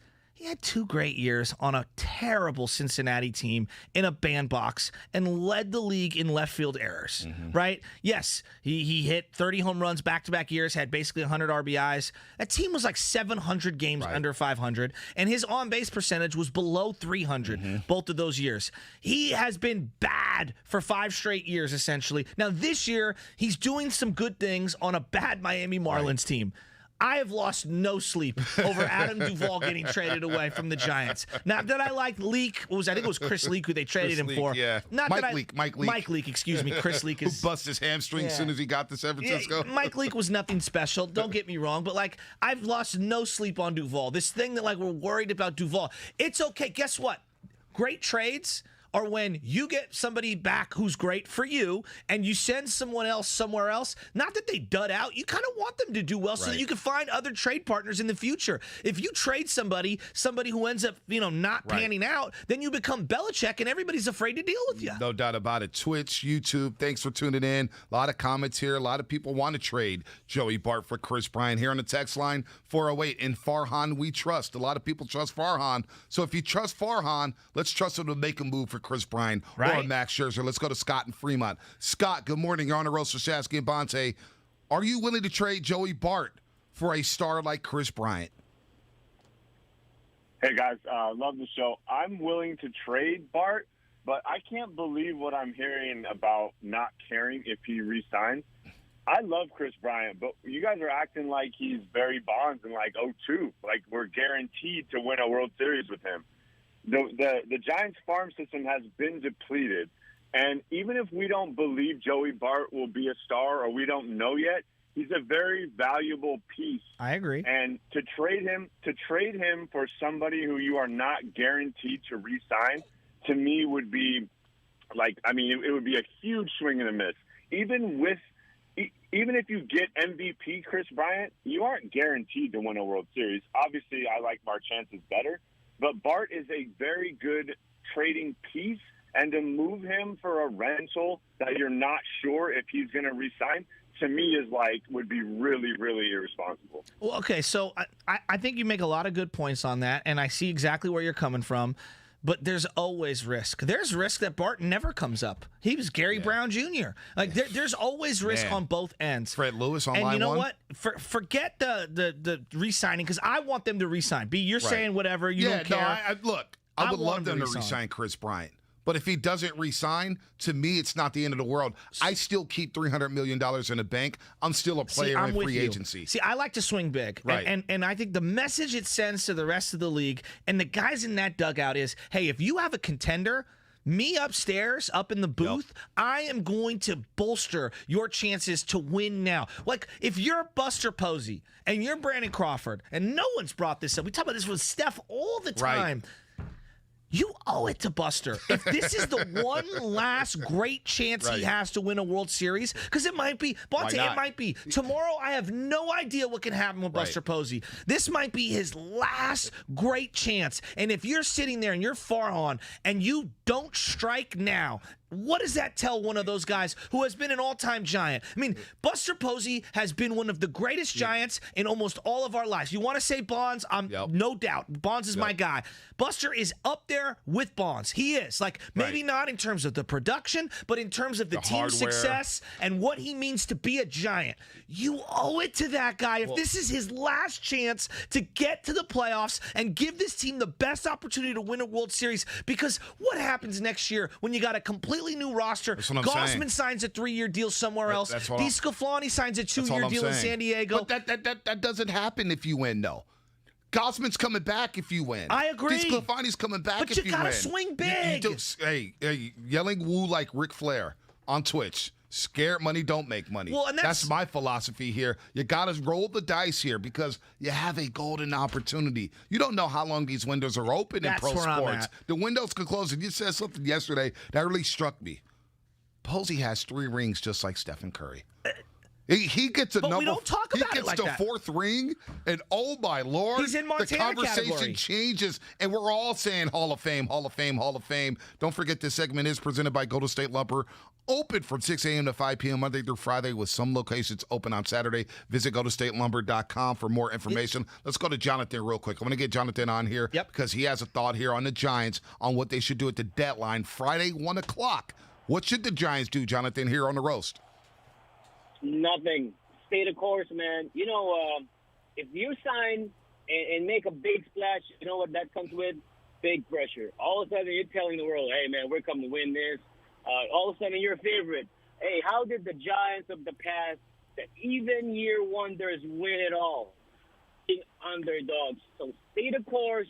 Farhan is trying to build not a one-hit wonder, but... All right, Jonathan, your line's breaking, but he's saying don't do anything. I don't think you could afford to do anything. How disappointing would that be if the Giants did nothing before the deadline and you see the Padres make moves here? You see the Dodgers make moves. You see the Brewers make moves. Come on, man. The Giants got to do something here to bolster this roster. Tampa Bay has the best record in the American League. You know what they did? They traded away Rich Hill, and then they called Minnesota and said, give us Nelson Cruz. We need a bopper in the middle of our lineup. And they don't have any of the resources financially that the Giants do. Like, here's the thing, too.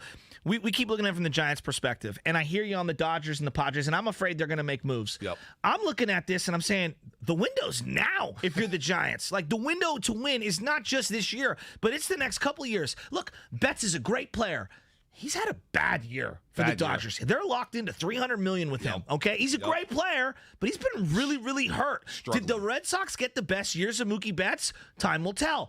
Bellinger? Oh, he was on the fast track to Cooperstown. I don't know about Bellinger right now. The boy's batting 160. Hey, what have I been telling you on the side? He's batting 160. Something don't look right with him. I'm the biggest Bellinger fan in the world. He looks bugged out of his mind. Hey, 650, Trey Bart fast or Chris Bryant. It ain't tricking if you got it far on.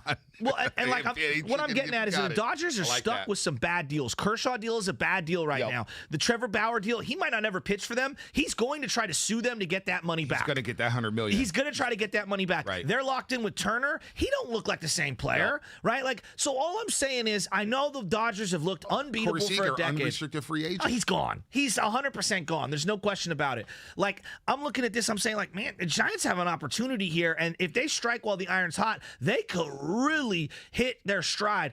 And I get the apprehension of not wanting to trade for a rental, but I've always been of the nature, the Zach Wheeler, Carlos Beltran trade, you go back and look at Zach Wheeler. Now, he's having a great year now, 10 years later, okay? Different circumstances. Buster was out for the year. Right. And that team was a 500 team trying to hang on. You know what, though? I would do that deal all day, every single time again. Here's the thing that people forget about that Beltran trade. Giants were in first place. I was in Philadelphia, and the Giants had just dealt the Phillies their first home loss of the home series loss of the season. They just had Beltran. They win the series in Philadelphia, and they were in first place going to Cincinnati. They get swept in Cincinnati. Beltran comes up with the wrist injury, and they're losing all these 3-1, 2-1, one that the ball games, and Arizona catches them. That team was in first place despite having Buster Posey on the shelf with the broken leg. So, and Zach Wheeler, now he's dealing. It's 2021. That trade happened in 2011. You do that deal every single day. Let's go to Clayton real quick. That would be like saying don't draft Trey Lance because you drafted Alex Smith 15 years ago. Yeah, that makes no sense. Makes no scared sense. money don't make money, but here's the other thing. When you swing big, the risks are big, but the payoff is greater. No doubt. Clayton, in the Yoon, what's happening? You're on the roast. Hey, guys. Thanks for taking my call. Love the morning roast. I was thinking, in 2010, 2012, 2014, the Giants taught us that bolstering your bullpen is what you got to do because you never know when you might get a pitcher knocked out in the second inning. So I think get an extra bullpen arm and maybe an extra bat, not like a big name, but just an extra bat, that could be reliable. I think that might be the best move because they did that every other World Series run that they signed someone at the deadline, like a Pat Burrell. Well, that's a good call. Thanks for the call, Clayton, and thanks for the compliments there. 916. When was the last time the Giants threw money out like that? Well, in 2017, after they lost to the Cubs, they went out there. Span, Melanson, Samardzija, Cueto, or in that 2-year span, they spent all that money. Yeah. Well, and they were trying to get Greinke, and they didn't get him, and then they pivoted, and they got 2 lesser pitchers, and Cueto and Samardzija. Look. We got to stop talking about the old World Series teams. The eras were a little different. I understand wanting to pull from the nostalgia tree, but this is Farhan's team. And we need to stop seeing things through the lens of what Bochy and Sabian and all those guys. I love those. I love those memories. I do. I absolutely do. I think Farhan is aggressive. And I think that just because he's made a bunch of under-the-radar moves doesn't mean that's how he's going to operate now that he's got the big bank. He made a move for Yu Darvish. So what he said, him and Freeman, maybe you Darvish at the deadline to go to the World Series, and they lost Game 7, of course, to the Houston Astros. Real quick on the football front, we'll get back to the Giants. We're going to talk to Dodgers, the voice of the Dodgers, Joe Davis at 8:15 to talk about last night's game and this series between the Giants and Dodgers this year. Lamar Jackson, quarterback for the Baltimore Ravens, tested positive for COVID-19. So he's going to be on a shelf in training camp for a couple of weeks.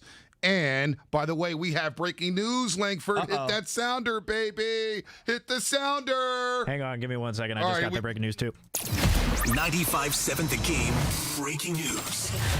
Brought to you by BetQL. Become a better sports bettor.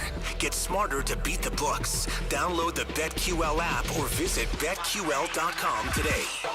Oh, Butcher, you're going to love this one from Adam Schefter per ESPN. Before the Niners practice today, before the Niners begin practice, number 3 overall pick Trey Lance has signed his 4-year, $34.1 million fully guaranteed contract. Let me do that again. Boy, you're Adam reading Schefter. today. Adam Schefter, per ESPN's Adam Schefter. Before the 49ers practice begins today, number 3 overall pick Trey Lance signed his 4-year, $34.1 million fully guaranteed contract. Step to the podium. Hallelujah. Hallelujah. I'm so fired up to see Trey Lance. That means 2 weeks from now against the Chiefs, when I'll be in attendance down at Levi Stadium on a Saturday night at 5:30. Trey will be under center at some point. Let the quarterback competition commence. Let's go!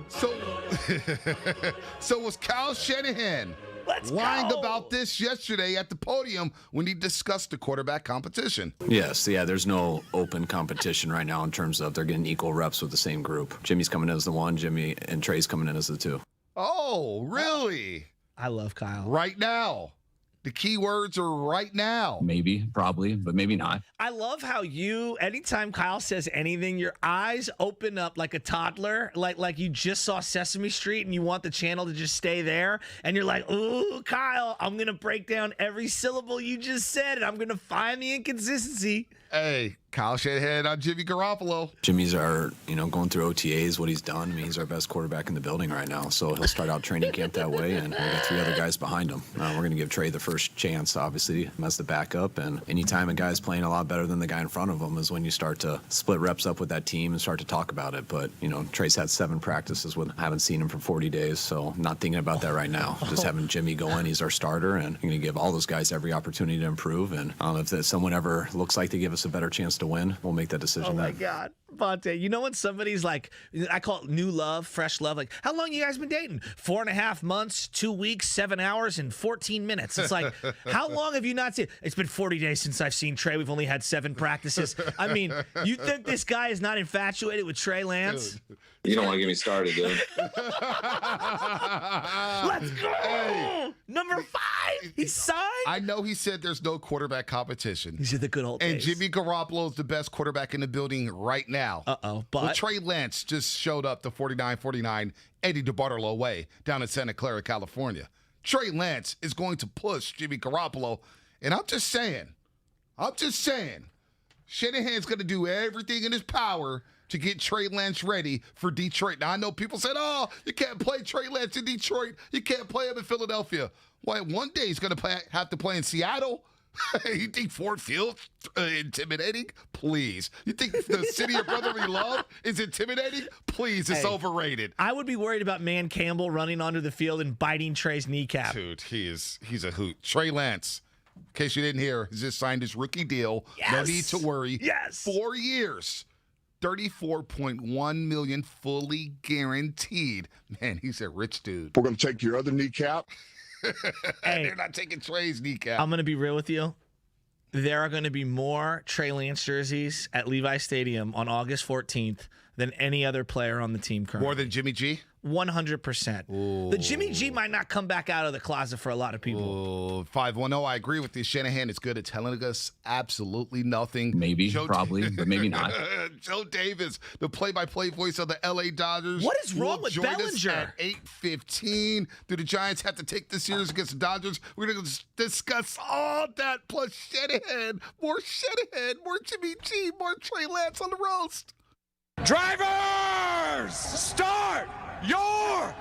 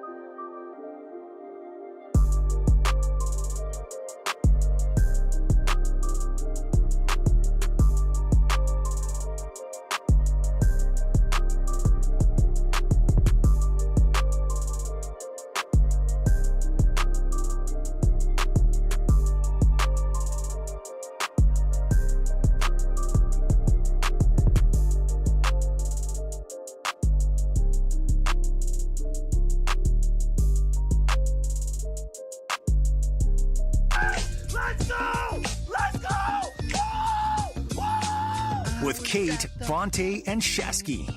Then I saw her, but she looked kind of sexy to me. Sing it, baby. Oh. Give it to me. Do I love Trey Lance? Hell yeah. Why's that? I don't know.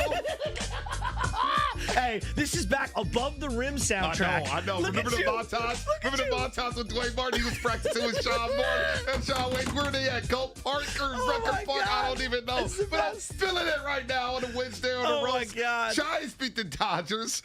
NBA draft is tomorrow at 5 o'clock. We haven't even gotten to it. I can't wrap my head around this. I can't get sleep right now. And we got breaking news from Adam Schefter. Langford, give it to me. 95.7 The Game breaking news. Brought to you by BetQL. Become a better sports bettor. Get smarter to beat the books. Download the BetQL app or visit BetQL.com today. Before the Niners practice today, per Adam Schefter of ESPN, number 3 overall pick Trey Lance has signed his 4-year, $34.1 million fully guaranteed contract. He will be at practice today. He has the quill pen. He is signed, sealed, and delivered. And you better believe there's a quarterback competition brewing in Santa Clara, baby. Whoa, inject all this into my veins. NBA draft. We got the Warriors with the biggest offseason ever. Oh, my God. Okay. Bonte and Butch back in the studio on every freaking platform. YouTube going off right now. Search 957 The Game. The comments are going crazy. You got the Giants beating the Dodgers in pennant race playoff baseball. You got Scherzer, Chris Bryant on the trade block with the Giants dangling Joey Bart. And you got Trey Lance signed and ready to compete with Jimmy Garoppolo. Woo! Our pets' heads are falling off! Oh, my God, let's go. Feels like I'm taking crazy pills. I got coffee. It's a Bonanza. It's a Bonanza. Timeless coffee. It's a Bonanza. You're damn right. I feel like I'm taking crazy pills! Oh, my God. Hey, dude, I need a chill pill. I need a timeout. If the boss man could just give me 10 minutes to just kind of collect myself and regain my complete. I am just all over the place right now. Almost as rattled as Bellinger was during that sequence last night when he threw the ball away. But I got to say this, TWDY had a great song, Lovely Day. It was a remix of a classic. Day. Yeah, lovely the whole day. damn yay was what that stand for Ain't Banks. And today is a lovely day. Giants beating the Dodgers, Trey Lance signing, all of these trade rumors. Bring me Chris Bryant. It doesn't get any better than right now as a Bay Area sports fan. And if you're not in the tent, if you're not subscribing on YouTube, on Twitch at 957 The Game, if you're not listening on the Odyssey app, if you're not driving around flipping the dial to 957 The Game, then what the hell are you doing? Dude, I'm sitting here and I'm standing up and I'm, whoa, oh baby. Oh, baby, oh, baby, oh, baby. I'm all over the place here, but the new Odyssey exclusive stations are curated for sports listeners like you. Find your new summer soundtrack. There are hundreds of new stations for summer barbecues, road trips, working out, or relaxing poolside. I need to go to a pool right now. You'll find a huge variety of music stations. I know, I need another one. Like Arena Rock, rock of the 70s and 80s that conjures up memories of epic tailgate parties, mesmerizing light shows, like the fog machines, lighters held high in the air like Kelly Oubre Jr. You'll find your favorite artists on Odyssey, too, on the all-new Artist radio stations. Check out the new Odyssey exclusive stations on Odyssey app, brought to you in part by Macy's and our good old friends at Geico. 888-957-9570. I want 49er fans to light them up. Training camp starts today. The pads are on. They're practicing. Trey Lance just signed his deal. 4 years, $34.1 million guaranteed dollars. Is there a quarterback competition, or do you believe Kyle Shanahan when he says this? Yes, there's no open competition right now in terms of they're getting equal reps with the same group. Jimmy's coming in as the 1, Jimmy and Trey's coming in as the 2. Oh, for right now. For right now. What happens 2 weeks from now? Look at what happens face. 3 weeks from now? I'm like a kid in the candy store because Sasky is my excited. God. Calm down. I can't calm down right now. The Giants went like that last night. I'm starting to believe in these dudes. They're undefeated in the City Connect jerseys. If they go 5-0 in the City Connect jerseys, I may have to buy a City Connect jersey and rock it like Larry June out here in the city. The NBA drafts tomorrow. The Warriors hold the 7th and 14th pick. What are they going to do to bring in reinforcements for Stephen Curry, Klay Thompson, Draymond Green, Andrew Wiggins? You see the report that Draymond is out there in Tokyo trying to do some recruiting. He's trying to do some recruiting out there in Tokyo. Well, I mean, Japan. he's barely playing, so yeah, he should be doing some recruiting. So Iran basketball is so brutal. I just saw this text from the 480. Joe Davis will join us in 8 minutes. The play-by-play voice of the LA Dodgers. Hey. Iran basketball is so brutal. Hill and Shasky could start and be in a rotation for their squad. I would love to play for Iran. Throw me a jersey. Do not think that I could be in their starting lineup. I will admit that. I know my limitations. But I will say this, man. Trey and Jimmy Garoppolo. Oh, gosh. This is going to be probably one of the greatest quarterback competitions in the last 30, 35 years in these parts. Steve Young, Joe Montana, we know. That right. Goes without saying. There's no doubt about it. And Steve ended up pushing Joe to the 2 best years of his career, back-to-back seasons, and followed it up in 1990 with a hell of a third season before he ended up getting hurt. And then Steve Young took the reins over and really never looked back and became a multiple MVP himself. This is a unique situation because Trey clearly is the chosen one, like we were talking about earlier with Joey Bart. And they've moved heaven and earth to get him. But Jimmy Garoppolo has won a lot of big-time games for this team, and I feel like he's got the locker room support right now.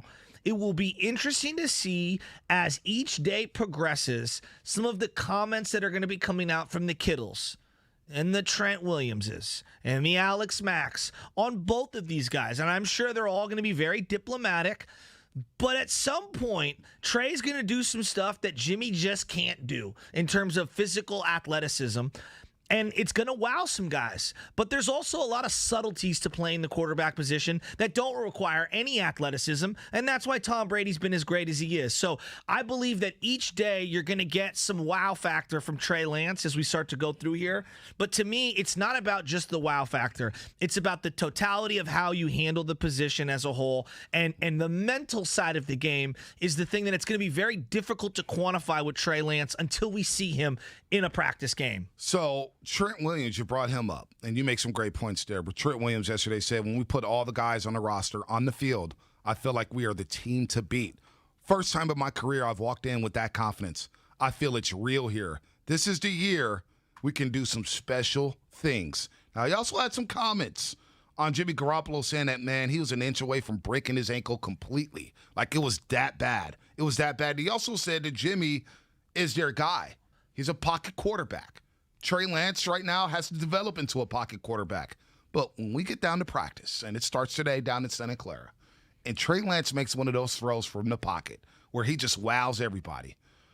Oh, boy. Oh, boy. Now, I'm telling you, the drum is going to beat for Trey Lance to start. And there's a lot of 49er fans who don't believe that Trey Lance is out of the running to start week 1. How do you feel about that? I mean, there's levels to this, okay? Like in Super Mario Brother, you know, there are times that you have to start at the first level, right? Actually, like every single time. And you have to start there. Now, are there certain pipes and hidden routes that you can find to elevate you to the 7th, 8th, 9th, 10th level? Yes, Absolutely. There are in Super Mario Brother. And there's also the traditional way of doing it. Real quick, did you like to do the traditional way or did you like to skip the levels? Dog, I'm going as fast as I possibly can and as quick as I can through that game as fast as I can. See, I wanted to be a boss. I wanted to go through every single level and show my skills and show that I was a master. But there was times too where you just choose the hard route. You know, I like doing things the hard way. I mean, okay.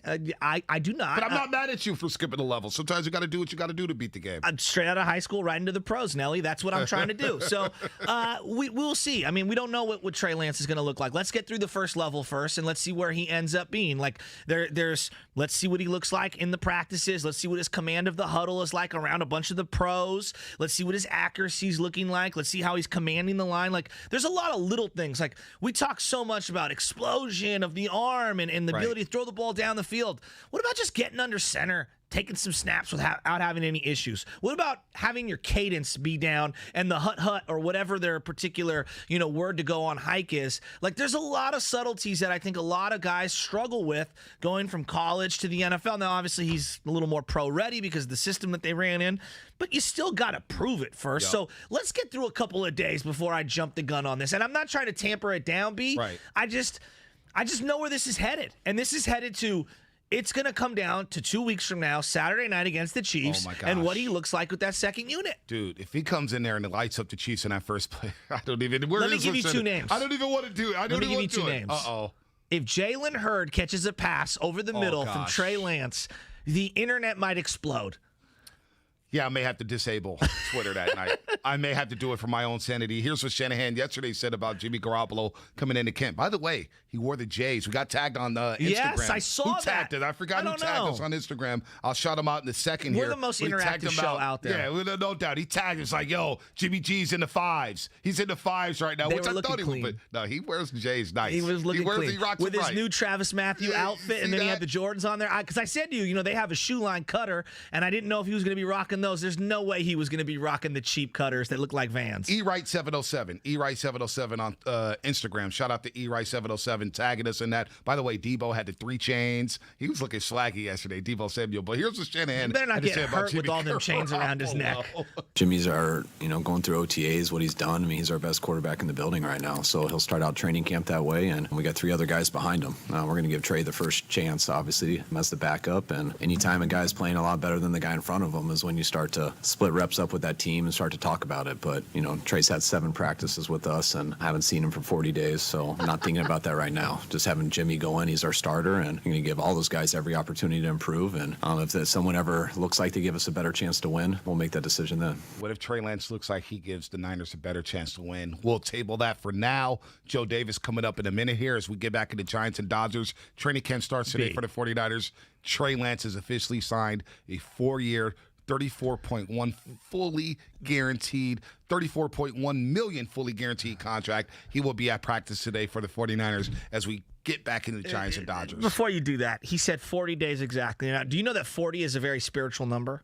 Is it? Yeah, absolutely. Spiritual? How? Well, because there was 40 days was the period of the resurrection of Jesus to the ascension of Jesus, okay? Obviously, Moses' life was also divided into 40-year segments. I need to go to more church. They wandered the desert for 40 years, right? Like in the Bible. Like 40 is a very spiritual number. The fact that they landed on 40 days exactly, that is not a miss with me. That's not a miss. So what does it mean, though? If it's It means that this guy is in love with Trey Lance, and there's no way he's going to resist the chance to play this dude as fast as possible. Who do you believe more? Like, it feels like Gabe Kapler is very truthful. You can hang on to every word. Almost You can too believe him. truthful. Yes, exactly. John Lynch, the same thing. Too truthful. He talks too much sometimes to me, where he's talking about, oh, yeah, we scouted Patrick Mahomes, and I had to call Kyle and say, you know what, we may need to rethink. That's like, dude, we don't need to know that, John Lynch. But Shanahan, is there anything you could believe with Kyle Shanahan? I don't know, man. I mean, unless he says it on the Sean McVay podcast, I don't believe it. Even then, I don't even know what to believe, because he's going all over on the Matt Stafford stuff when he was talking about, I've heard kind of conflicting things out of his mouth.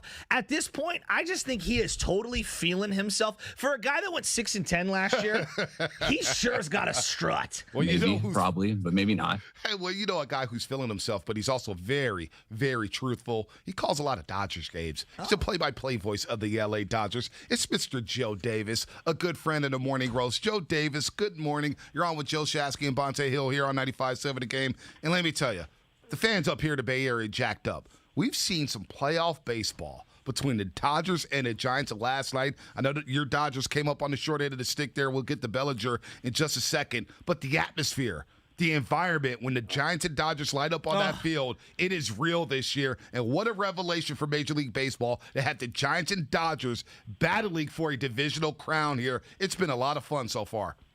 Yeah, guys. First of all, good morning. I always appreciate you having me. But it's awesome, isn't it? Even when the teams aren't at the top of the standings, when one of them's at the top and one of them's not, it's still a good environment. When you put them where they are right now with the 2 best records in the league, and also the layer that nobody expected the Giants to be this good, and it was almost like everybody had forgotten that the Dodgers and Giants have been the rivals for 130 years. Who are these Padres that have shown up and suddenly are, quote-unquote, the Dodgers' big rival? So you add that layer to it, too, that there's this sense of the Giants crashing the Dodgers and Padres party.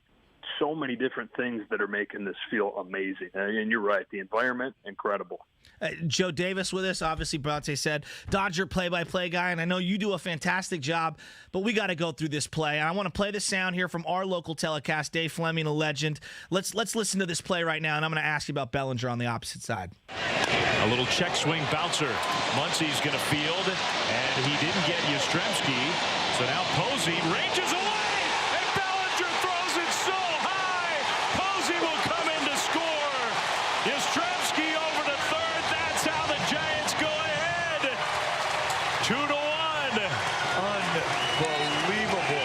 Now, we could peel that play back 1,000 times, Joe, and go over the Muncy, Yastrzemski stopping, Bellinger kind of panicking, the throw itself. My bigger takeaway, what the heck has been going on with Cody Bellinger this year? I thought he was going to be the 2021 version of Carl Yastrzemski with the launch angle, the athleticism, everything about him, and he just looks like a shell of himself. Yeah, you're right. I mean, he's really not been the same since the first half of his MVP season. Second half, if you go and look at the numbers, first half he was as good of a hitter as I've watched live in my career. Second half, he was a good hitter. 2020, not good. 2021, as you guys have seen, not good either. I think there's a few things when you're looking at this year specifically. So he had the shoulder surgery at the end of last year. He was healthy enough to play when spring training got here, but by like mid-spring training. But he was rehabbing that shoulder all winter and wasn't doing any kind of strength work. So he lost an entire offseason of strength work. You get into spring training, he didn't really play in games until mid-March, so about a 2-week buildup of actual live pitching that he saw, and then he gets hurt 1 week into the year. Misses a few months, comes back from that, gets hurt again. So really disjointed last year. I know he wouldn't want to make that excuse, but for anybody, I think it'd be difficult to really look locked in, especially when the bar is what it is for him, which is MVP caliber. So there are reasons that he's not looked as good. I don't know if there's reasons that he's got the lowest batting average in the National League at this point, and I know batting average is a little bit outdated, but he's got the second lowest slugging in the National League too. So it's concerning for sure. You know, the play at first base last night, like you mentioned, you know, I don't know how much Muncy flashing in front of him had to do with it. Bellinger said that's not an excuse when he talked post game. The other thing, and this isn't an excuse either, just a fact, he hasn't played first base all year. That was his first game there. So a lot to chew on. He's obviously a guy the Dodgers need to be better, especially when they're so banged up otherwise. No Betts right now, no Seager. So they need Cody Bellinger to be better. Yeah, there's no doubt about it. I didn't know that he hadn't played first at all this year. I mean, I know he's been hurt and whatnot, and I know that he's played a little bit of first base the last couple of years. That's kind of something, Joe, that I know the Dodgers do a lot of shifting. They do a lot of positional versatility, and we've been talking about it here with the Giants. When guys aren't at one spot all the time, I'm surprised there's not more defensive gaffes. Like, it really is a little thing. It's a subtle thing, but like a panicky play like that and someone like Yastrzemski just stopping in his tracks kind of threw Muncy off, and I think that threw Bellinger off. I'm surprised we don't see more of that. Yeah, and I'm surprised just bottom line with the Giants guys that they are as good as they are defensively, right? Because coming into the year, not only did people think they weren't going to be great defensively, I think it was legitimate to think defense was going to be a concern for them. But in pretty much any way you want to measure it, they're among the top 2 or 3 best defensive teams in baseball. So it's been incredible to watch what they've done, big picture, but specifically the defense, I think, is a big part of it. And I think the shifting, even though it moves guys out of position, it also can help cover up some deficiencies. You know, with all the information that there is now, guys have never been in better position to not have to move that much to cover ground, to get guys out.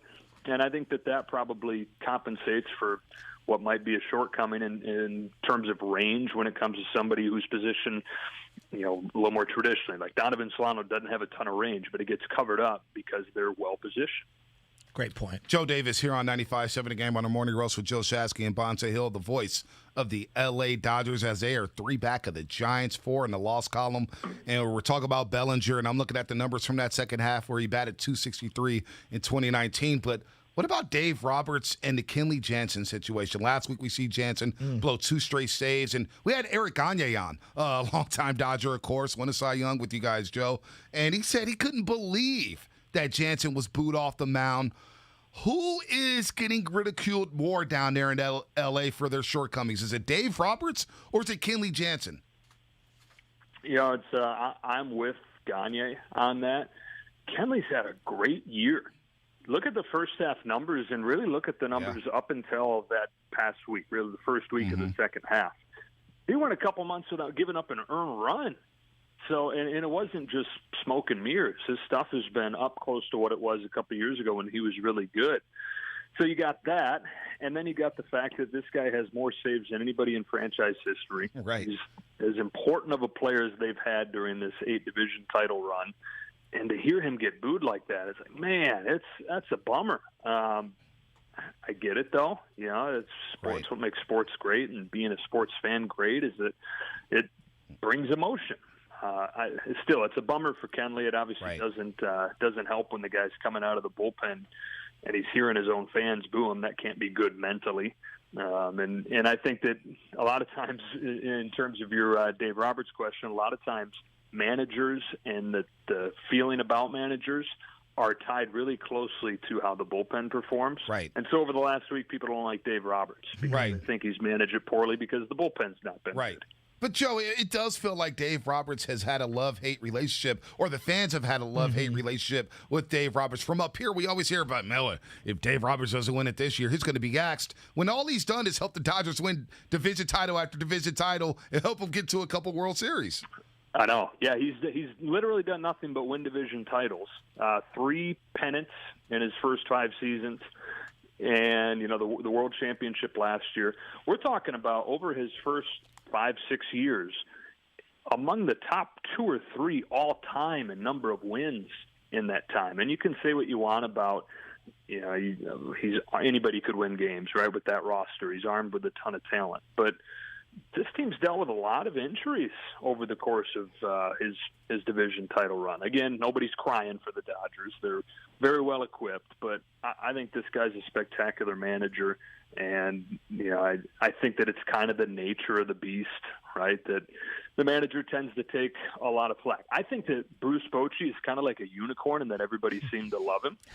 But most managers, even on great teams, you're going to have a split feeling from the fan base, I think. Joe, let me take you back to 2010, before the Don Mattingly mound visit. Nobody thought Bruce Bochy was going to be an all-time Godfather-like figure. I mean, in fact, we thought he was a placeholder for Barry Bonds in the final year, and he was just a retread. I'm being real. Yeah, no joke. Nobody liked the move, Joe. Nobody did. I mean, 10 years later, he's the greatest manager in San Francisco Giants history. Right. So we're talking to Joe Davis, play-by-play guy with the Los Angeles Dodgers.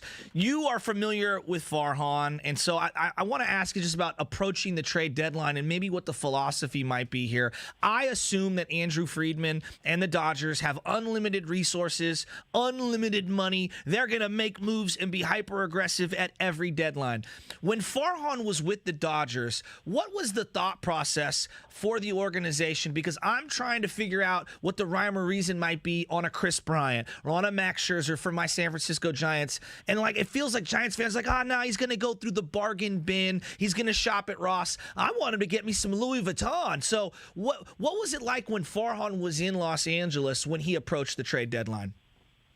Yeah, it's hard to answer how much of it's tied to Farhan because Andrew is the one ultimately making the calls.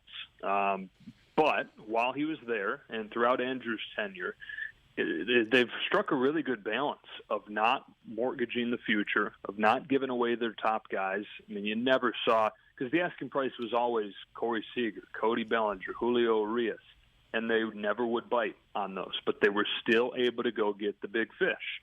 Rich Hill, Manny Machado, Yu Darvish. They always found a way to make these deals to go, as you put it, shopping at Louis Vuitton without giving away their top guys. So – I'm fascinated to see because the other thing to it is, you guys know, the Giants have, like, if you're thinking about position players, trying to pick up position players, look at the dudes they're about to get back. Yeah. And that is incredible. So I think that you have to keep that in mind, too, that you're bringing back a lot of good players off of the injured list, where I think they really could probably use some help, and who couldn't, is starting pitching. I know the starting pitching's been great, but I know that Giants fans probably, too, are realistic, and they look and see the track records of these pitchers that have been great this year, and you kind of hold your breath. And you get concerned when you see Kevin Gausman look the way he looked the last 2. Not horrible, but certainly not first half Kevin Gausman. And just the injury history that some of those guys that have, knock on wood, remained so healthy so far, I think you could see them go out and make a splash in starting pitching, however big a splash there is to be made. I think if the Nationals make Max Scherzer available, which it sounds like they may be doing, you got the 3 teams in the West. It may be a 3-way battle, not just for the division, but to get Max Scherzer. I think there's quite a drop-off after that as far as what starting pitchers are going to be available. But there's certainly innings that they can go out and trade for. And there's a guy named Craig Kimbrell out there with the Chicago Cubs who's got an 0.49 ERA this season, which is just downright sick. Padres, Dodgers, Giants in a three-way race in the NL West. It's going to be a lot of fun. Joe Davis will do it again. Unfortunately, the Giants don't visit L.A. again this season, but they do meet Labor Day weekend, I believe, at Oracle Park, so it should be a lot of fun. The season series is tied up at 7-7. 5 more games between these two bitter rivals. Going to be a lot of fun. Have a great call tonight, Joe. Okay, guys. Good to talk to you. Thank you. Absolutely. Joe Davis, the voice of the L.A. Dodgers. Walker Buehler on the mound tonight against Anthony DeSclafani. And last time we saw Walker Buehler, I fell asleep on that game, Joe Shasky. I followed asleep on about 3 games this season. 2 Dodger games, the one with Tauchman made the catch, and Walker Buehler last week getting pulled, and Jansen blowing another save against the Giants on back-to-back nights. But Walker Buehler, couldn't be me. This guy. He's got Lincecum vibes, dude, where I watch every time he's on the mound. He's a horse. I'm very intrigued, and I find him to be a very entertaining watch. Dude, he has all the pitches. He has everything. He sits at 96. Dude, he effortless. He's got the change. He's got everything. He is filthy. And then Anthony DeSclafani. Last time we saw the Dodgers at Oracle Park, remember he got brutalized on that Sunday afternoon when they got swept in the first series. So it's a big start for DeSclafani. He battled last week against the Dodgers. He gave up some runs early, but I thought that he really turned things around in the third inning, and I thought he gave him a great performance, given the context of he didn't have his best stuff. And clearly, this is one area that I got to give the Dodgers credit. Their approach versus the Giants pitching, not that they're putting up a ton of runs, but they grind at bats and they lay off some of the stuff that other teams have been grounding into the ground for easy outs, swinging through, popping up. Whereas the Dodgers, they take that pitch and then they work a 3-2 count. Right. And the next thing you know, you look up and Gausman, DeSclafani, whomever it is, they got 80 pitches through 3 innings, right? And it's like, And that's a great point he made about Bellinger. Some good points that I didn't even realize. The shoulder surgery, doesn't have the power. He looks skinny. been struggling. He does look like he lost a lot of weight. Doesn't have that power. He had a swing last week against the Giants where he uppercutted one. And I was like, oh His my helmet God. came off. Dude, I was like, wow, he hit that 500 feet.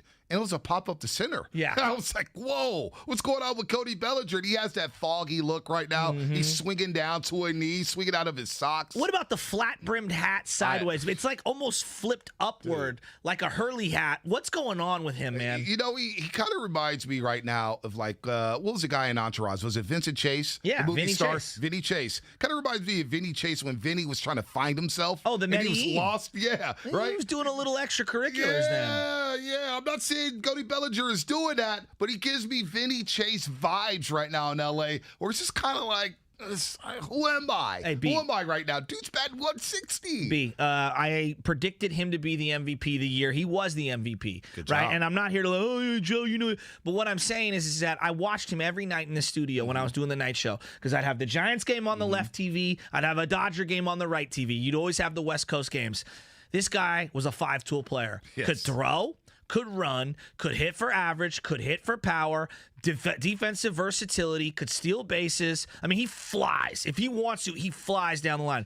If you would have told me right then and there, you know, I always do the $100 thing. Right. $100, this guy's going to Cooperstown or not? I'm like, give me that $100. This guy's absolutely going to Cooperstown. I saw no hole in his game. I really didn't. And I thought with the launch era, the launch angle era that he was in, that uppercutty, Carl Yastrzemski old school swing, I really thought that he would translate forever in this league. And I'm blown away at seeing him just fall off the map. He's struggling right now. Cody Bellinger and the Dodgers, they can't get right. They've lost 4 straight to the Giants. Wild. Walker Buehler versus Anthony DeSclafani tonight at Oracle Park. And then, of course, Johnny Cueto against David Price tomorrow. Look, I'm looking at the text line right now. We got to get back into football before we get to Cousin Nick. Rick Sandoval says, hopefully he isn't running with Sasha Gray. He's commenting on YouTube. Search 957 The Game. Boy. I mean, we are, by the way, we are the most interactive show in all of radio.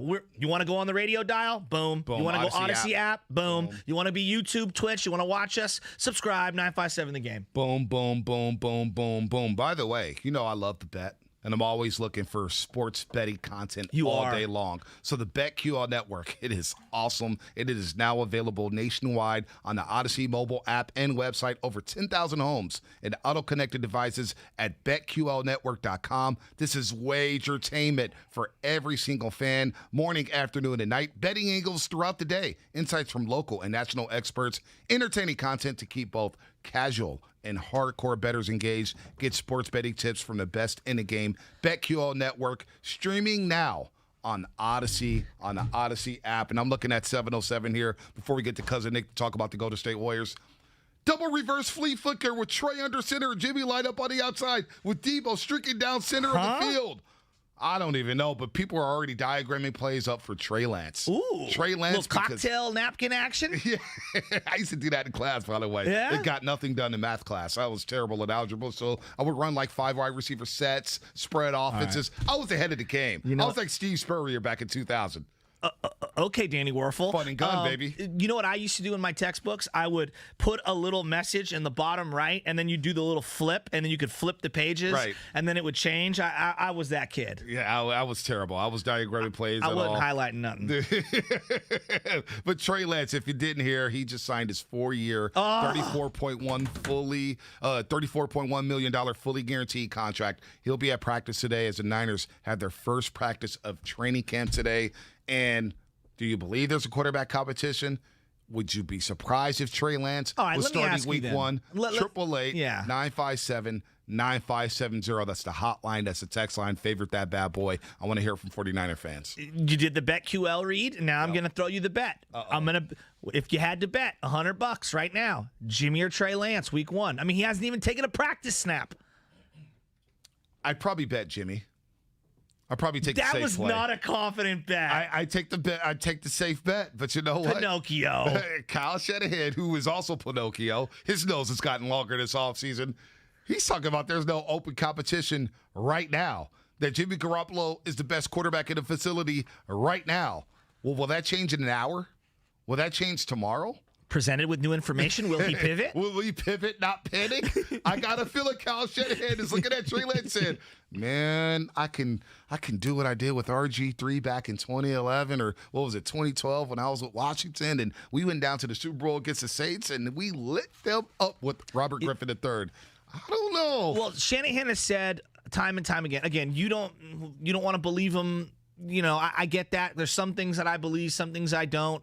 I'm discerning with how I view some of the things that he puts out there. But he did say, when it comes to Trey Lance and Jimmy Garoppolo, the body of work will tell everyone. And it won't be one of those decisions like, it's one or the other. We're not really sure. Like, from the way he makes it out, it's like everybody's going to know. And if you're saying it like that, then that means he has ultra confidence in Trey Lance being that dude, like, right out the rip. What do you think? Well, I worry. This is where I worry. I worry that you throw him out there, not that he's not going to succeed, but that it's really hard to go then, if he struggles, back to Jimmy Garoppolo, then back to Trey Lance. Not that you can't, because I don't think the kid's that mentally fragile. I'm looking at winning this division, and that's really my number one focus. Like, I have the short term and the long term, right? You have stocks that are short-term stocks, and then you have your long-term stocks, right, Bonte? And you can be a little more aggressive with the long-term stocks because you have a little more room. And so, in the short term, I want to win the division. In the long term, I absolutely want Trey Lance to not only be great, but to be the kind of quarterback that is unbelievable value on a rookie deal, that I could surround him with superstar talent everywhere, and then take the Jimmy Garoppolo money and do something else with it, not this year, but next year. Like sign it to Stephon Gilmore, for example. Hey, Kyle Shanahan, what's up, man? Yesterday we talked. I'm going to ask you again, Kyle Shanahan. Is there a quarterback competition heading into training camp? Yes, there's no open competition right now in terms of they're getting equal reps with the same group. Jimmy's coming in as the 1, Jimmy and Trey's coming in as the 2. Probably, maybe not. Probably not. No. How about this, Kyle Shanahan? What about this one, Shanahan? What about Jimmy Garoppolo? Jimmy's going through OTAs, what he's done. I mean, he's our best quarterback in the building right now. So he'll start out training camp that way, and we got 3 other guys behind him. We're going to give Trey the first chance, obviously, as the backup. And anytime a guy's playing a lot better than the guy in front of him is when you start to split reps up with that team and start to talk about it. But, Trey's had 7 practices with us, and I haven't seen him for 40 days, so I'm not thinking about that right now. Just having Jimmy go in, he's our starter, and I'm going to give all those guys every opportunity to improve. And if someone ever looks like they give us a better chance to win, we'll make that decision then. So 415 here. Invite me on the show, Bonte. You're still in my takes. What do they say? I don't know if I'm still in their takes, but what's your name? You are a take stealer. Not really. Nah, not really. Yeah, you're pretty original. No. Yeah, I'm too arrogant to steal takes. But I will say this. I have no clue on stock, so I admit that, and I'm getting crushed on YouTube, Twitch, and the personal text line as the homie, the family. Richie Bologna is hitting me up right now like, you're giving some shaky stock advice. I would just back down. Well, I kind of tuned out with the stock advice because I've got a Robinhood account and I kind of follow it, and I'm new to the stock game. But 510 saying, Bonte, you have no clue on stocks, so we both have no clue. I admit it. I'm actually. You know Real what? estate, yes. You know stocks, what? No. You know what? With stocks, when everybody was talking about GameStop, I bought in on GameStop and I sold high. Guess what? I made out like a bandit. When it came to AMC, I sold high. I made a profit. I did my thing. Did you make a buck? I made a couple bucks, you know what I'm saying? I made a profit.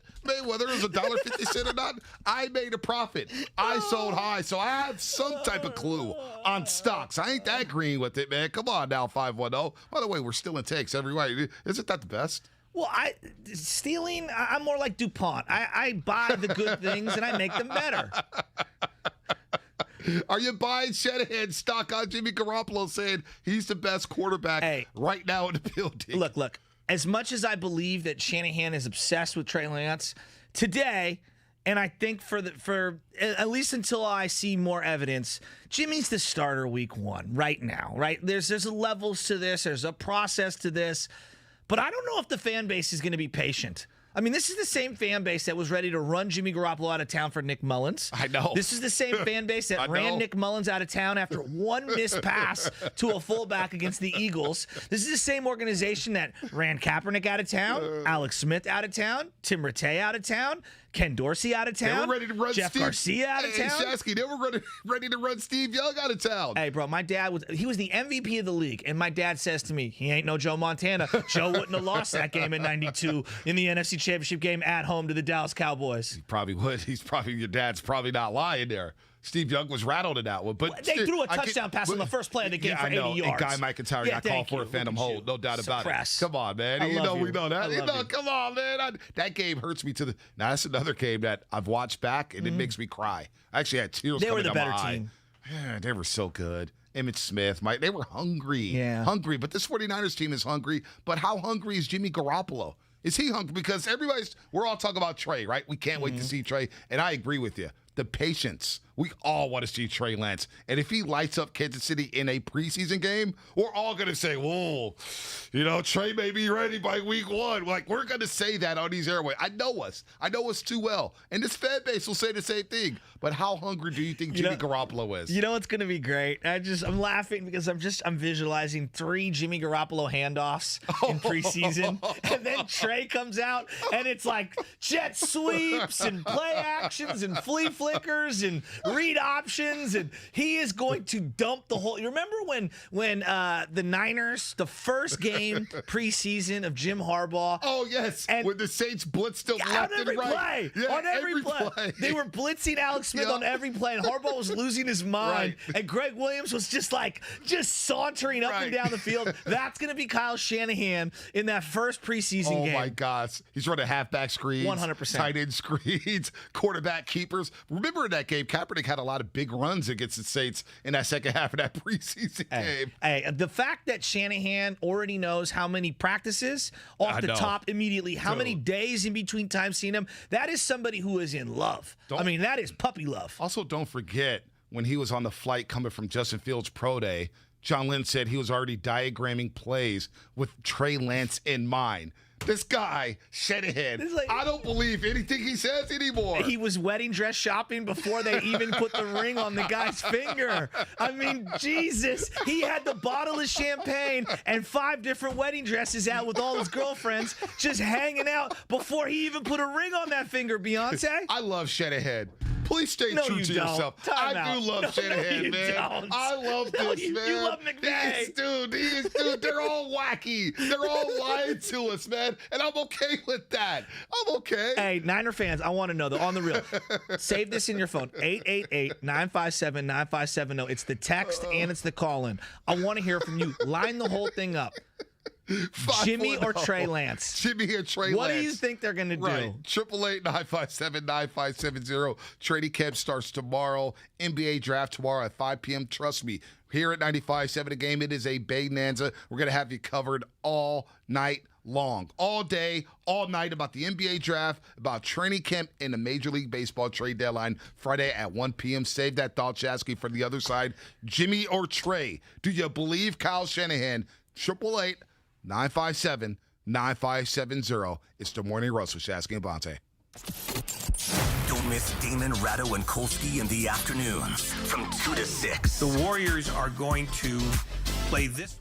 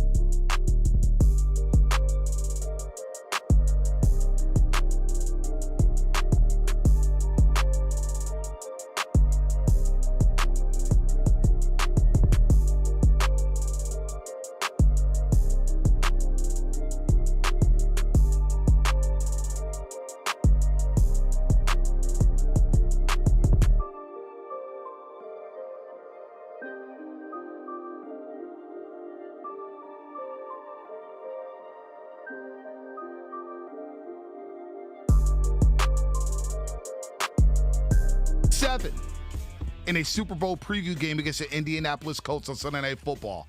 Will it be at CenturyLink Field? Will it be in the Gotta Have It game? Will it be in the Trap game? When will Trey Lance dance for the 49ers? 888-957-9570. That's the phone number. That's the text line. Lori in Phoenix, I see you on hold. I'm going to get you in just a second because you know it must be football season when Lori's calling. I love Lori. Lori is one of the most educated callers out there. She knows her stuff. Big, diehard 49er fan.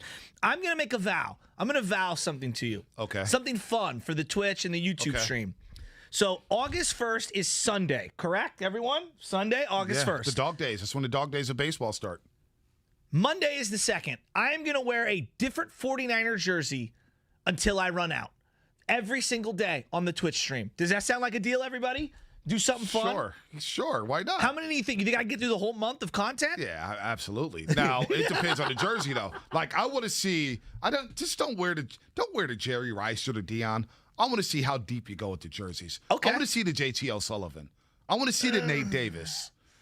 I want to see the Gio Boy might end up Carmazzi. on eBay at some point, then, if that's what we're doing. I want to see Gio Carmazzi rocked. Okay. All right? Let's see how deep you can go with these jerseys. Okay. I love it. I'm going to do that. And this is also what I want to do. I want to challenge people in the month of August. We're going to do a jersey challenge. Post something on Twitter or on Instagram to me. The most random jersey every day is obviously going to get a lot of love. We'll shout out your profile on Instagram, on Twitter. I'll retweet it. I'll repost it. Well, let's have some fun. Let's get fired up for Niner football. It is. People are fired up. They're lining up the lines right now. 888-957-9570 of the 415.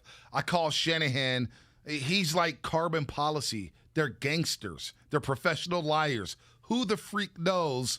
I know one thing. It should be Jimmy. I don't want to see Trey Lance on the field this year. Not till next year unless Jimmy gets hurt. Well, don't you think that we are kind of talking about Jimmy, and I'm guilty of this as well, in the past tense, and that he's like a bum? Not like I mean, you would think he's a bum.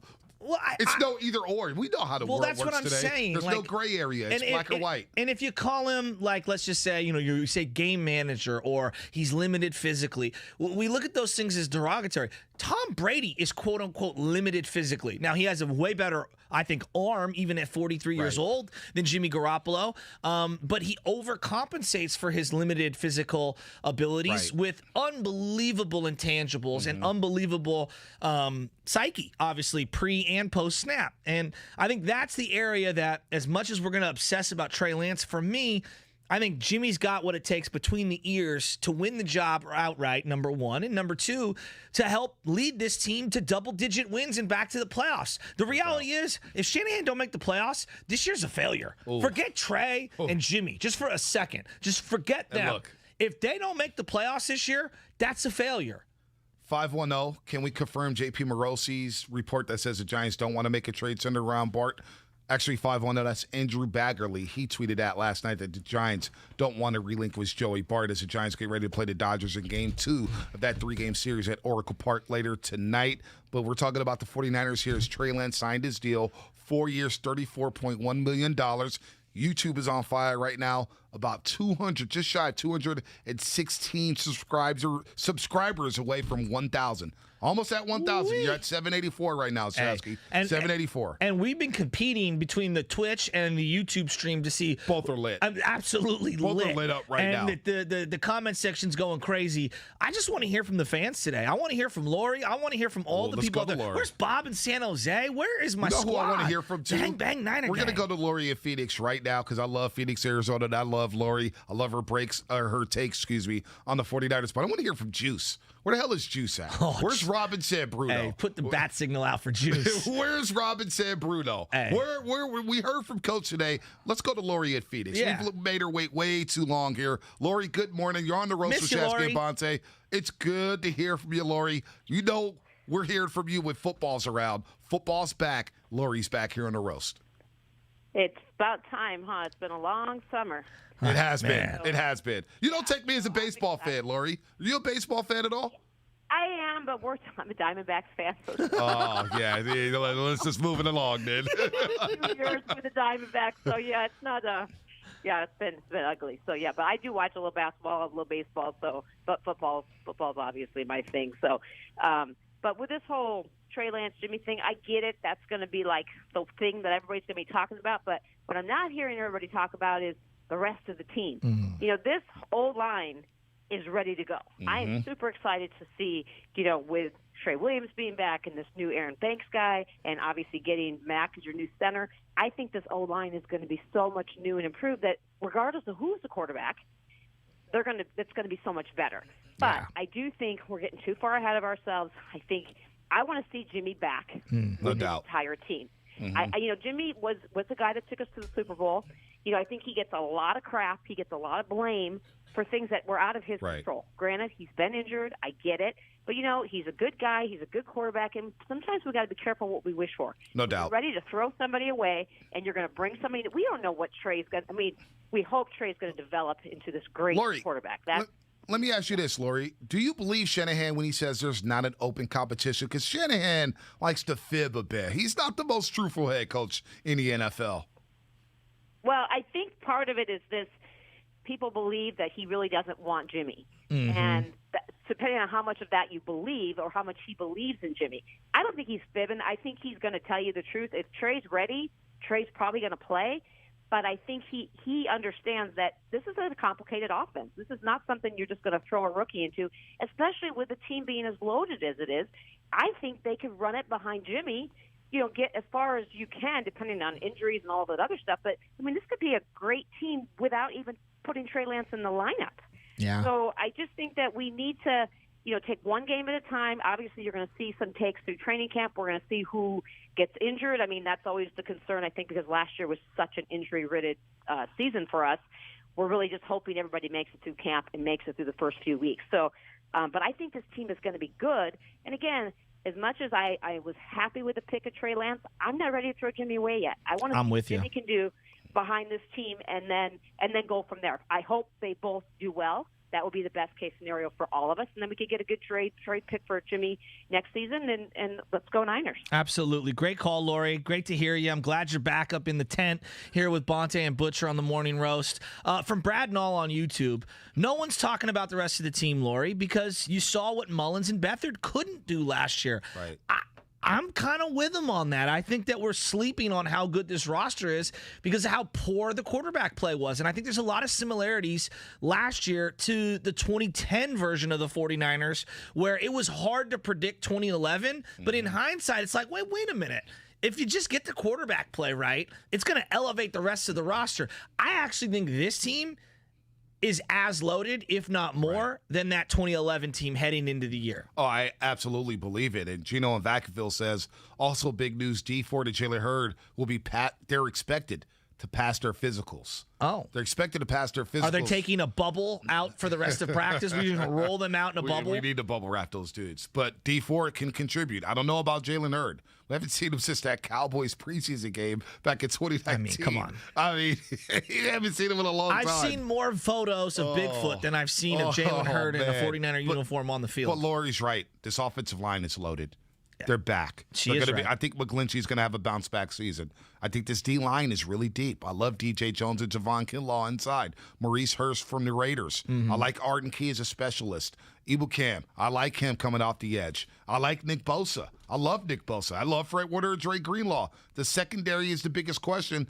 But I think the secondary would be fine with a good pass rush. The secondary knows what to do. They're vet. They got Jimmy Ward. I got to give him his credit. He's played well the last 2 years. Are there any concerns on DeMeco Ryans? Because we've seen this from time to time. It's just we don't know. Usually it's more, I guess, pronounced on the offensive side of the ball when a coordinator leaves. But I'm not saying that I'm like, oh, my God, I'm petrified. But I'll admit I'm a little nervous on that side. Then how long before Niner fans are asking for Xavier Howard, who basically yesterday tweeted out that he wants to get a trade from Miami Dolphins. He wants to be traded. He couldn't come to an agreement with some more guaranteed money. 49er fans, I've already seen the tweets, got a text last night, what do you think about Howard from the Dolphins? It's probably going to cost you a pretty penny. I mean, he's a really good cornerback. Really good corner. I mean, people don't even know unless you're really deep inside the weeds. I mean, he's fantastic. I thought he got broken off a couple years ago. This is out of left field for me. Right. Why would you want to leave the state of Florida on a team that I think is the second best team in that division? Right. Or at least has an opportunity to be that? They obviously have their own quarterback issues down there. I mean, yeah, surrender picks and go get this guy. I'm just not a big believer in surrendering a lot of money or draft capital for cornerbacks. Right. I just think it's so hard to play. How many real, legit shutdown cornerbacks are there? Not many. Right? Not many. Jalen Ramsey? Okay. I'm not even calling Gilmore. Come on, he was Defensive Player of the Year 2 years A couple years ago, but last year he got cooked. Oh, okay. He got cooked a lot last year. So did everyone on Belichick's That's what I'm saying. There's one shutdown corner, in my opinion. Okay. Jalen Ramsey. So, and then how many premier wide receivers are there? There's, man, in this division alone. That's what I'm saying. In this division alone, you have 3. So I would rather spend my money on a playmaking safety and more pass rushers than I would on just a cornerback. Because I think that even if you get a really, really, really good cornerback, it's just wide receiver play is offsetting that. So I would rather have a ball hawking safety, someone who can, do a little more in terms of the interception and changing the field than what Tart and Ward can do at times. Not that they're not good players. They are. They're solid players. But that's the one area that I think is a big deficiency is creating turnovers on that back half of that defense. Our boy from the SF Niners IG account, was it Brad, right? Yeah, Brad He's Graham. a good dude. Follows us all. Guy. He's on YouTube right now saying, my DMs are full of questions about Howard in Miami. So you can only imagine once he posted that out. Because it's a name that people will recognize. Absolutely. And, okay, what's it going to cost, you think? It's going to rounder? cost a lot. It's going to cost a lot. They don't have any first rounders for quite some time. But you know what? The Rams didn't either. And they're always in contention. They haven't used a first round pick in 5-6 years? Who cares? Well, this is where, this goes back to the Trey thing. So let's say Trey is clearly the dude. Right. I would want Jimmy around, but if you need the money or you need to trade Jimmy to get draft capital to make a move for someone like Xavier Howard, then yes, I would be open to that. Jimmy in South Beach? Oh, my Lord. Jimmy in South Beach. Craig and Hayward. Craig, what's up? You're on the roast here on 95.7 The Game. Good morning. Jimmy Garoppolo. Good morning. Good morning. Good morning. How you feeling about this quarterback competition, even though Shanahan says it's not a competition? It would be nice to see Trey Lance out there, but I would much rather see him taking notes the first year, just learning and, picking up kind of like what Garoppolo did behind Brady out in New England. And that's it? Just taking notes? He's just going to be sitting there with a clipboard? Yeah. Look. He's going to realistically, he's going to get snaps. Realistically, he's going to get red zone snaps. He's going to play. But realistically, this is the best supporting cast Jimmy is going into with the 49ers. This is Ayuk and Debo, George Kittle, this offensive line. You got a stable of running backs. You got Mostert. You have Trey Sermon.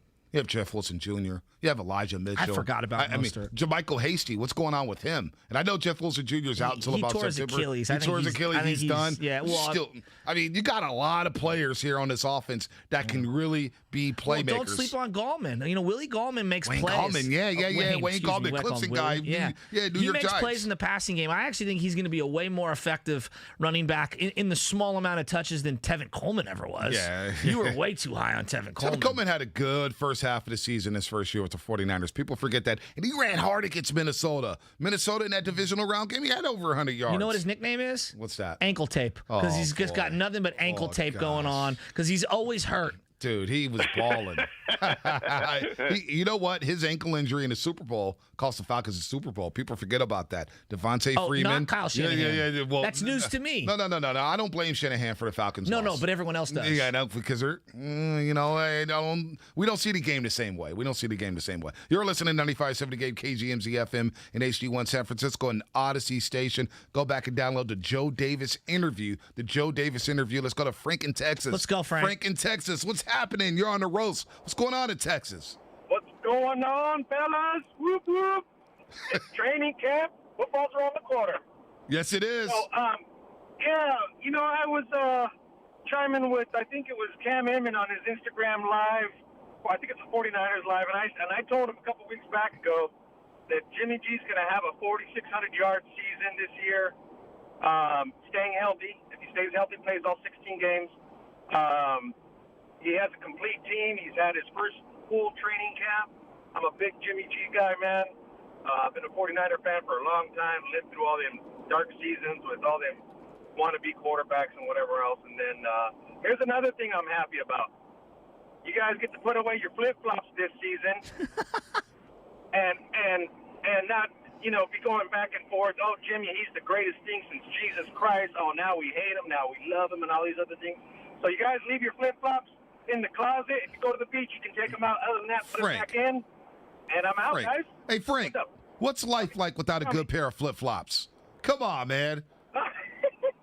You know what? I don't got no beach near me, so I couldn't tell you. Hey, I'm gonna be real with you. I do like flip flops. I got a nice pair of flip flops myself. They got to be high end ones though, because if you get the cheap ones, because they mess up in between the toes. If you have the wrong fabric in between the toes and you're walking long distances in the flip flops, you can get a really bad rash or burn and crack the bottom of your feet. Nothing's worse than like a foot crack. I'm telling you, I don't dude. go with those. So you need that utter cream. So is it sandals in? Because no, I like water socks. Yeah. They're very underrated. So I'm telling bougie, you. dude. No. When you're on the bougie. beach, I cut my foot at the river, Russian River, broken bottle many years ago. I said, if I do not go in the water socks, and here's the other thing. I like the Tevas. The Tevas are underrated. I know they look like the Jerusalem Cruisers, but you can walk around. They've got good support. My cousin made me a convert. I'm not a big camper, but I'm telling you, the Tevas are underrated. Whoa. You're too deep in the weeds with sandals, dude. Save some money. Go to Ross. Go to Ross and go get you some $10 specials. We know all about the swimming gear. Brothers all right? swim too. Brothers like the water. Brothers like to chill in the water. You in a boat. You don't strike me as a water guy. Brothers like to swim, man. I go to open toe sandals. I don't want the thing that it has your big toe and your little toe separate. No. Go open toes. And I got a couple pair of flip flops. Dude, go to Ross. Go to Ross and spend $20. No, you're out here spending $100 on sandals. No, not $100. No. I'm never spending that. But I get the Billabong ones, and I'm telling you, I don't even know what Billabong is. Oh, well, it's a swimming gear. It's stuff. It's good. I got these in Cabo when I went to Cabo a few years back, and I'm telling you, these things are money. You actually got on a plane? Yeah, this is many moons ago, you know. And I'll tell you this, Birkenstocks, I just don't get it. I don't get the Birkenstock thing. You know what I'm talking about? The leather-looking ones with the little strap I don't rock those. Yeah, all the chicks are wearing them now, and I don't get it. I laughed at those. Well, but let the chicks wear them. That's fine. I like the chicks wearing them. But I see dudes wearing them too, and they just don't make sense to me. That's a problem. Igor in San Francisco, what's going on? You're on the morning roast. We're talking sandals here. Save us from sandals. Go to Ross and get your sandals. Come on, man. My feet are good, by the way, 510. Ross, dress for less, baby. Balling on the budget. What's up, Igor? Hey, man. I don't know. You guys talking about toes. Who let the toes out? Oh, my gosh. Keep them things in the closet. Don't bring the toes out. Feel me? Please don't do it. You know what, Igor? Hold on. I get manis and petties all day long. My toes look good, man. I had no shame in my game when it comes to my toe game. You should work on a facial. Hey, keep them things tucked, man. For real. Anyway, y'all rushing it, man. Can we just let the season play out? Like, it's the day. He just got signed today. We talking about a quarterback controversy. Come on. Let's slow our roll. Let's get through the preseason. Let's pray for no injuries, all right? I hear you. Can I ask you a question? One day, last practice injuries. Can I ask you a quick question? I just got a new PS5. Yeah. Shout out my boy Carlos. Do you play Madden? Are you going to play Madden? Of course. Okay. So if Jimmy Garoppolo's a 75 overall, which was what his rating was last year, and Trey Lance is a 74, is there any world, any scenario where you're not starting Trey Lance in Madden day one? This ain't Madden, man. Oh, man. Good call, You're Igor. right. I'm Good just call. teasing. No, Good call, we Igor. get it. We get it. It's not smart to rush a rookie into the NFL. Of course. But over the last few seasons, we've seen younger players, younger quarterbacks, rookies, second-year players, they get run now. They're ready to roll. They get a lot of run, and they play. Let's go to Manny and San Mateo. Manny, what's going on, man? You're on the roast. Hey, what's up, fellas? Good morning. Good morning, Manny. Are Let's you there? Go. Yeah, I'm here. My bad. What are you doing, Manny? What are you roasting on? Or you must not be roasting on Timeless Coffee. It's legal. Must be another. No, I was getting a receipt, man. My bad. That's all good.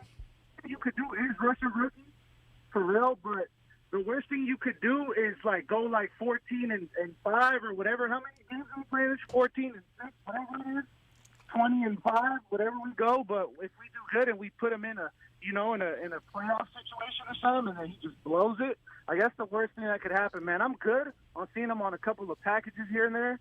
and that's it, dude. I don't want him starting the game at all this year. I think Jimmy's going to ball out this year. He looks more confident from his little ankle injury, at least on the OTA video. You know, I'd be like Butcher, man. I'd be analyzing all the videos. Me too. Hey, Manny, did you look at the way he walked into Jordans yesterday? The way he was walking to the facility in the Jays? I know my boy got swag, man. So I think I'm pretty sure the veteran locker room they're behind Jimmy. I know Kyle blows a lot of smoke, but I think he's telling the truth on this one. Jimmy's the starter this year. I don't disagree with you on that. I've watched back a lot of the 2019 footage from the playoff games because I went down the rabbit hole on some of the best games the 49ers have ever played. I did a thing when you were gone, right? Top 5 Seahawks games, top 5 Cardinal games, and Rams games. So you gave Jimmy his flowers for that Week 17 game against Seattle, right? Dog, you cannot watch those games and not say that this dude does not look at Kittle enough. Kittle is wide open all day. Tom Brady knows to get the ball to his best guy. I'm just being real. Devontae is Aaron Rodgers' best guy. He is looking at him all game. I'm just being real. 18 for 22, 285. Let me paint this portrait. If George Kittle becomes the primary go-to guy for Trey Lance, you don't think George Kittle's going to be banging, yo, Kyle, we got to go to Trey. Wow. I'm just saying. Like, superstars want the rock. Wow. T.O., I'm open. You're telling me Jimmy didn't look great against Seattle in Seattle? He had his moments. He had great games. There was honest to God, there was 5 different games that you could isolate and be like, that might have been the best quarterback 49er game in a decade. Like, honestly, any one of them. There's a lot of great games. But again, there's a lot of film that I'm watching. He is picking the wrong person to throw to, and the frustration from George Kittle. He is way too classy to come out and say it in a press conference, but you could see it in real time. I'm telling you right now, 707 hits this right on the bullseye. What do we do if Trey Lance throws for over 200 yards in his first preseason game and rushes for 50 yards? You know what we do, 707? We overreact and say Trey Lance should be starting in week number 1. Your engine! Exactly. Hey, you know what? Hey, look, this man right here, I want to dance. I want to see Lance dance early in the season. I do think Jimmy's going to have a bounce back year, but you know what? I want to see the unpredictable. Trey Lance has been my guy for a long, long time. I want to see Lance dance. And I'm sure Uncle Charlie does too. Uncle Charlie! Uncle Charlie's back here on 95.7 The Game. Where you been? What's up, Uncle Charlie? Who got it better than us? Nobody. Lance, make them dance. Lance, make them dance. Hey, I need you guys on the Lance dance video. Yeah, I got to get with y'all so we can get you in the video. But like I said, hey, Jimmy G will start it off, and they put Lance make you dance in the red zone so he can dance for everybody. All right. So, like I said, I miss my Uncle Charles, y'all. Hey, Uncle Charlie, good to hear from you. We got to run here. More coming up here. More of your phone calls. 888-957-9570. If you're on hold, stay on hold. We'll get to you on the other side. Lance will make you dance in week 1, or is this Jimmy's team? How you feeling out there, 49er fans, as training camp starts today down in Santa Clara? More coming up on The Roast. It's the Baynanza.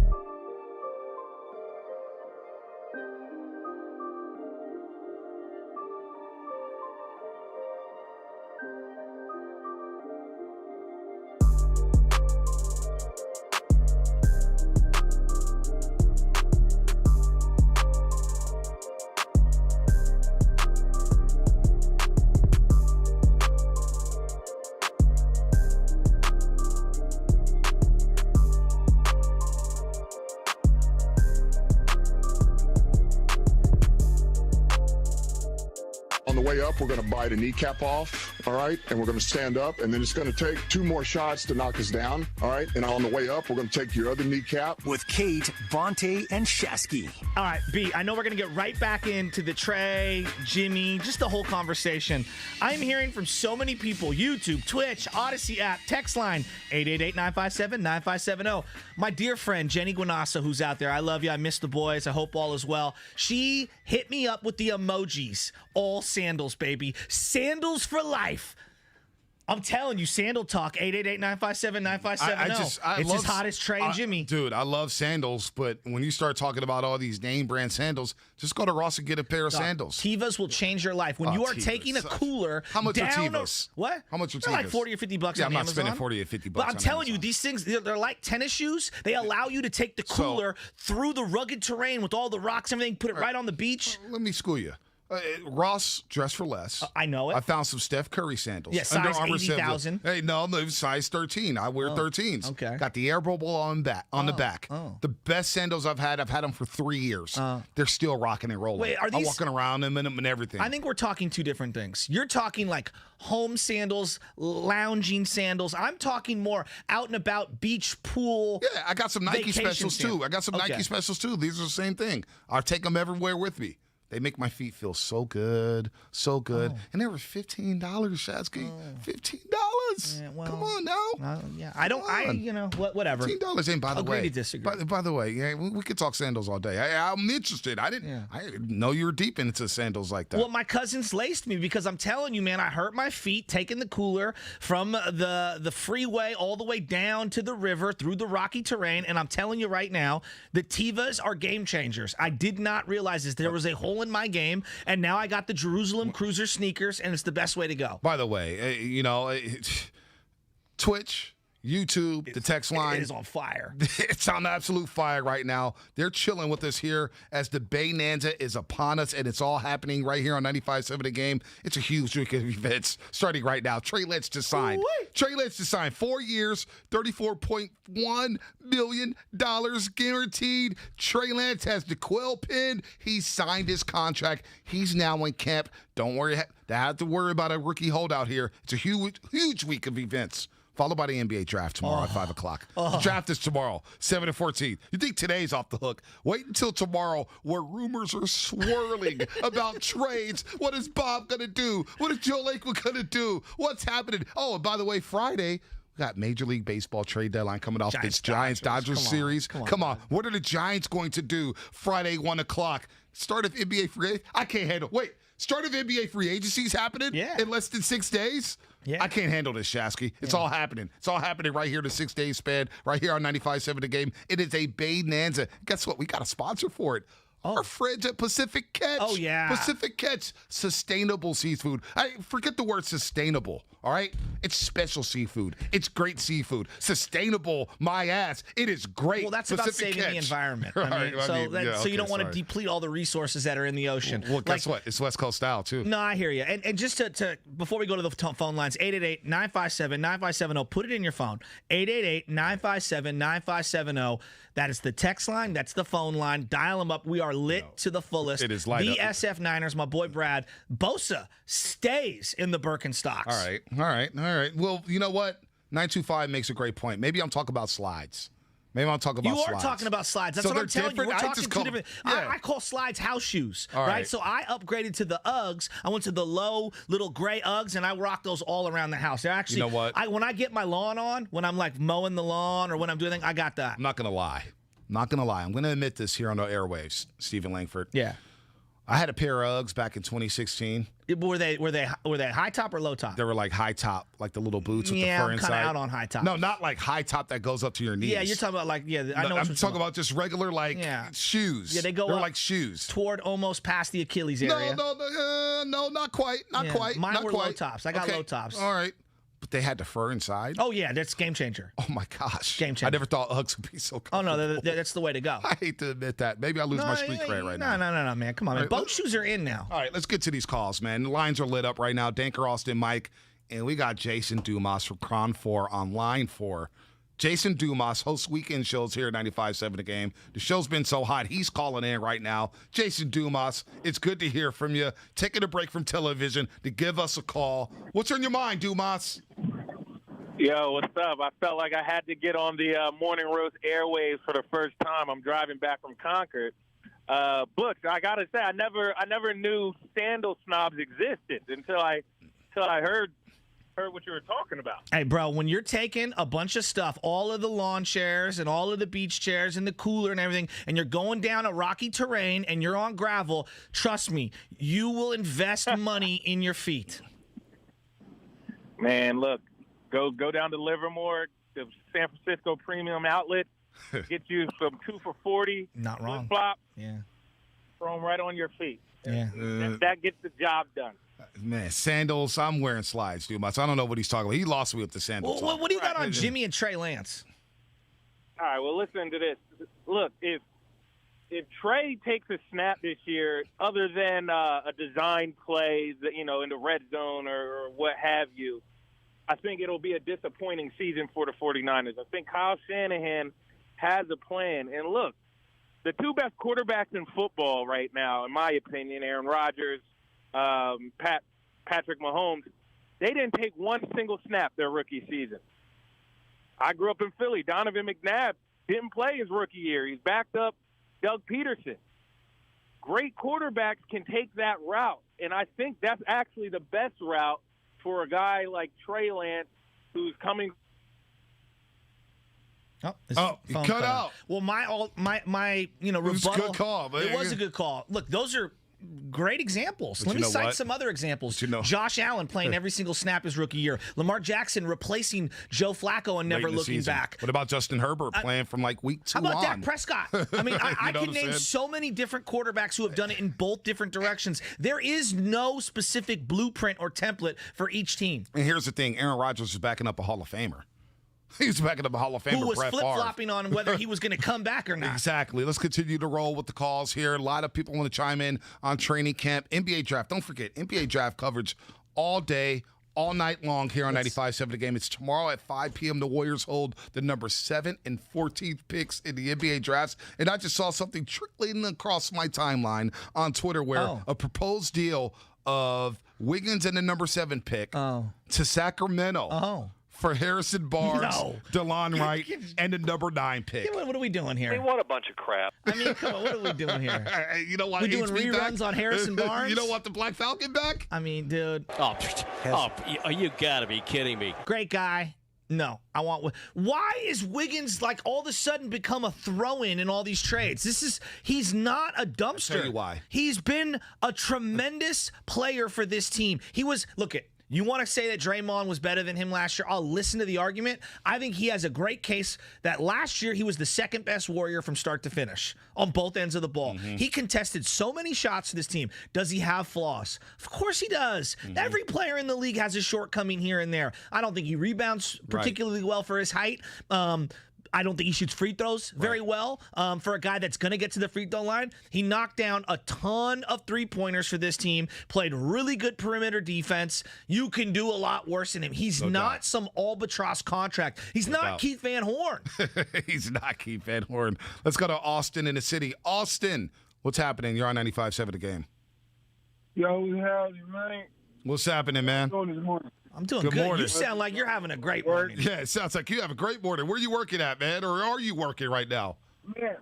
Man, I'm just out here, delivering this DoorDash food. I ain't mad at that. Getting that easy money. There you go. What's on your mind, man? Jimmy G or Trey Lance week 1? Trey Lance? Nah, man, he needs to take that back seat, man. I'm all for Trey Lance, but he needs to take that back seat just like Mahomes did when Alex Smith stepped in the building. So, and what I got to say about that, too, if the O-line can hold up, Jimmy can stand up and show out. That's all that is. The O-line needs to take some of this heat. What about and Austin? Thanks for the phone call. And this could be. I thought think he about was this one. delivering ease, not DoorDash. Yeah, no. I see what you did there. I'm feeling him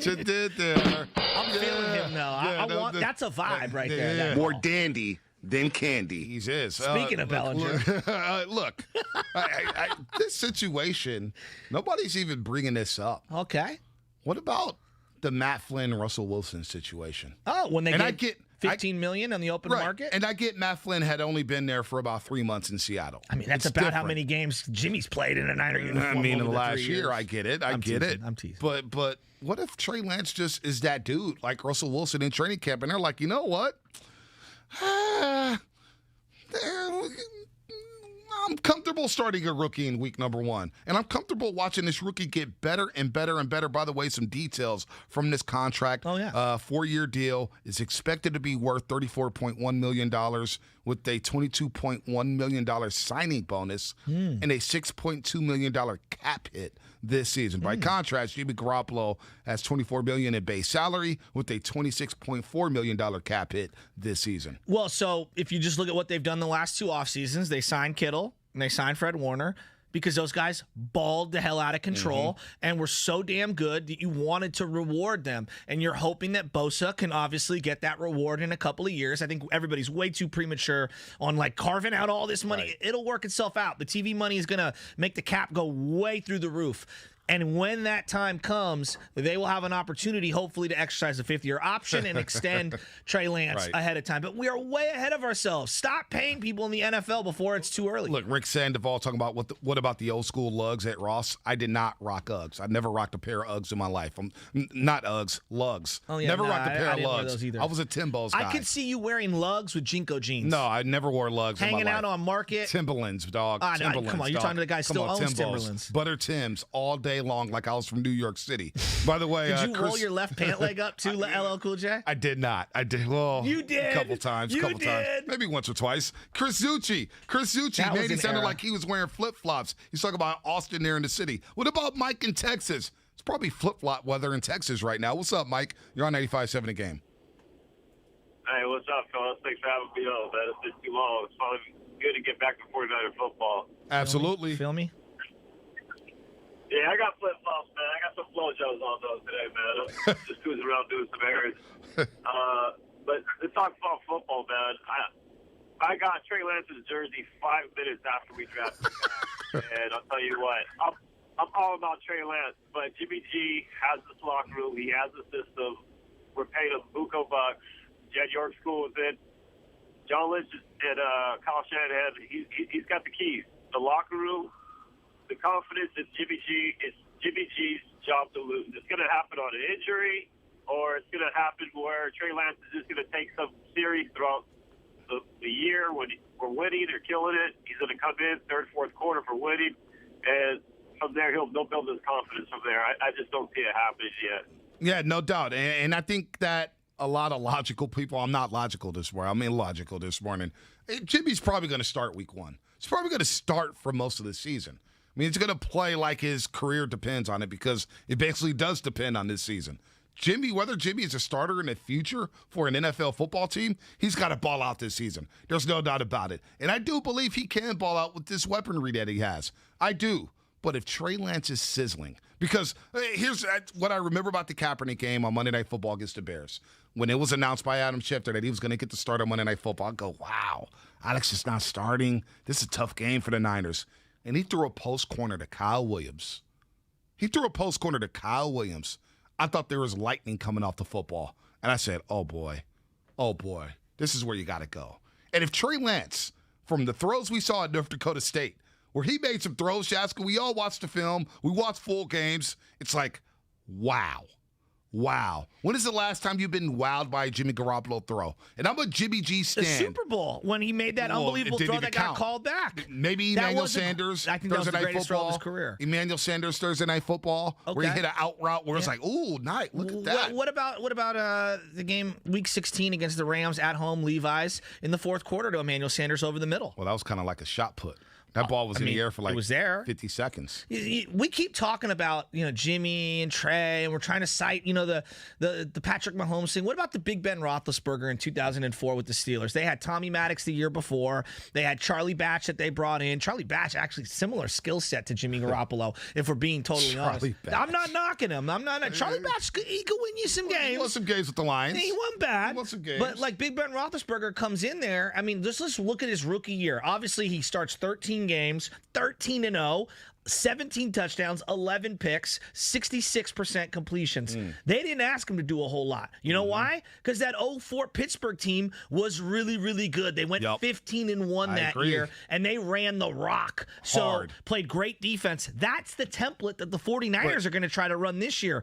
Jerome Bettis that year had a big-time year. Obviously, Antoine Randall L. and different guys at the wide receiver position that they had. Same thing with Audie. Tom Brady. It was a running off. He wasn't just lighting it up his first couple Super Bowls. They had I remember Pat Summerall and John Madden on that Super Bowl when they beat the Rams. And Madden said, yeah, what I'll do right here, Pat, is just run the clock out and go to overtime. You know what I'm saying? Yes. That's how much they didn't trust Tom Brady. Know. Let's go to our main man, Danker, in the city. Matter of fact, I was at the game when Kaepernick lit up the Bears with Danker D out of all people. Danker D, I'm guessing you want to see Trey Lance start week 1. Man, yeah. I mean, to be honest, I want to see this selective optimism from fans go away.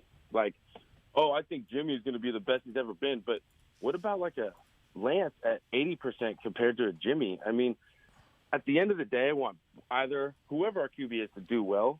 But, like, come on, guys. Like, let's not hate on Lance just because, you know, he signed the contract. And real quick, if we're talking sandals, don't try to give me a beer that you open with your reef sandal.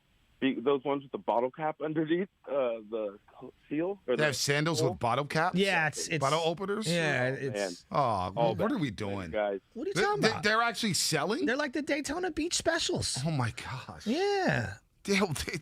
People can sell anything in this world and get a buck. I mean, I bet you if gosh. Jordan came out with some sandals, you'd cop those. I would not cop You're no Jordan such a sandals. liar. I'm telling you. I got the Georgetown Jordan sandals, the 3 lows, or Dude, whatever the hell they're called. I will go to Ross right now and go pick some sandals up and send a picture. He is laughing because he knows it's a joke. No, hey, I it's will true. get sandals from Ross.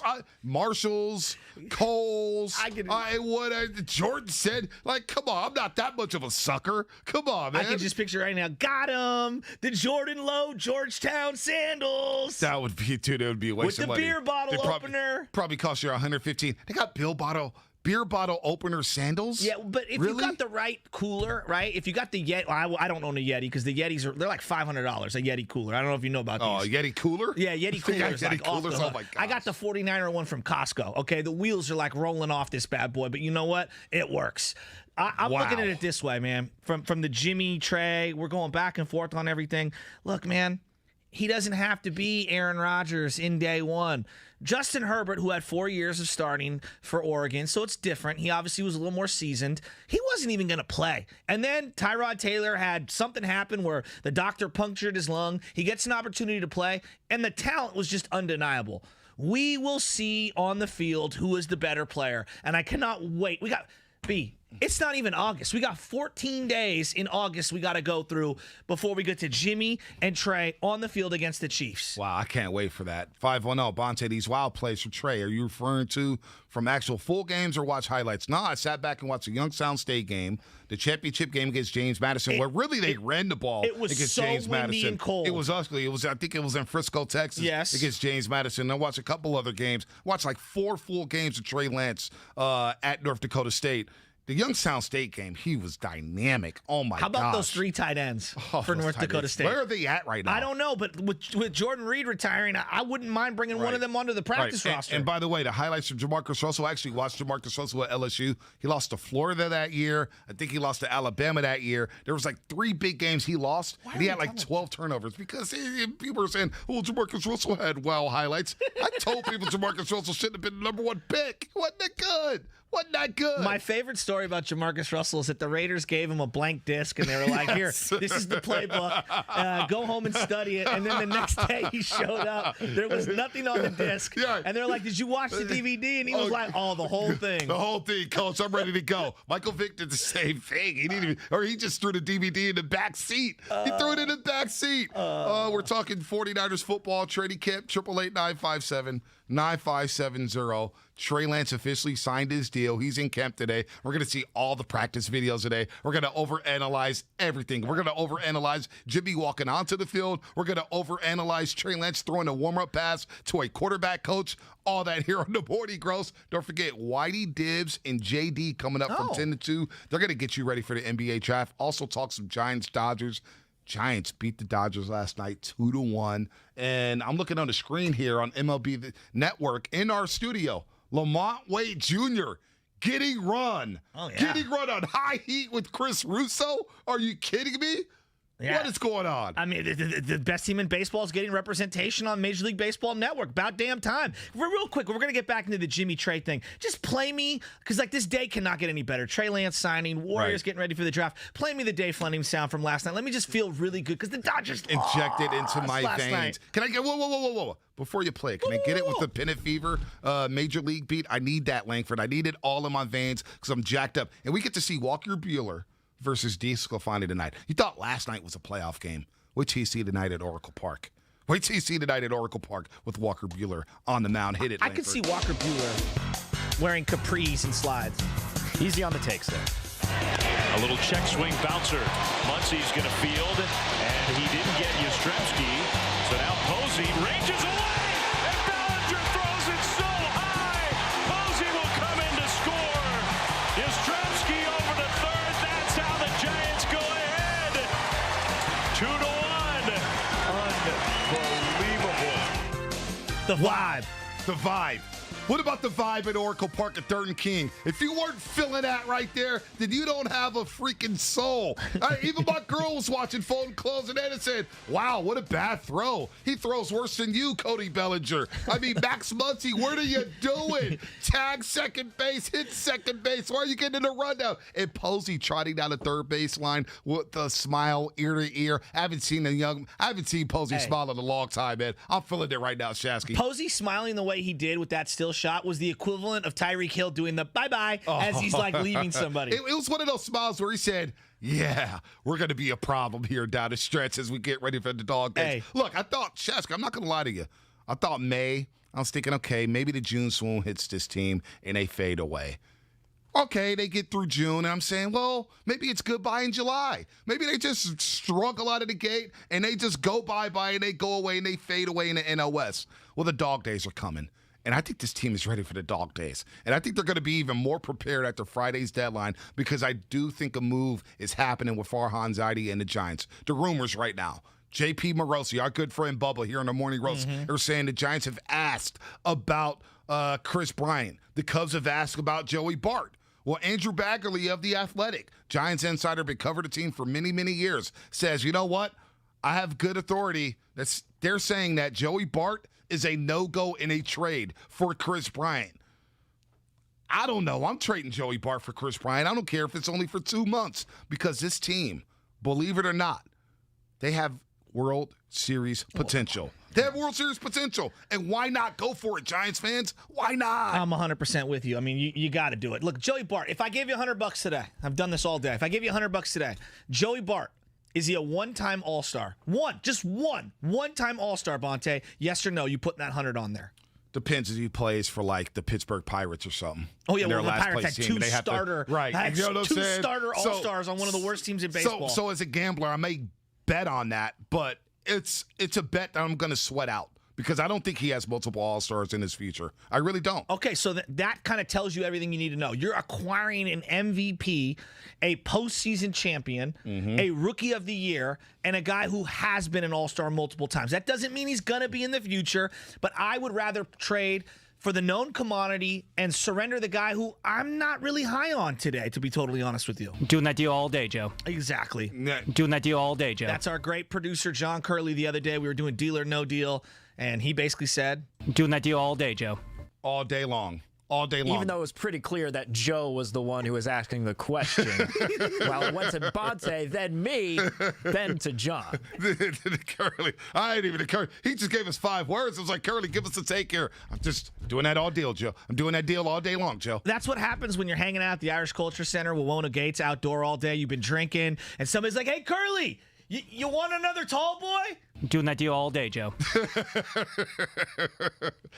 Hey, Curly is all about that free 99 life, which is why I don't hate John Curly. I love He's him. like me, man. He's cut from a different cloth, man. He does look Free like as Logan me. Webb, though.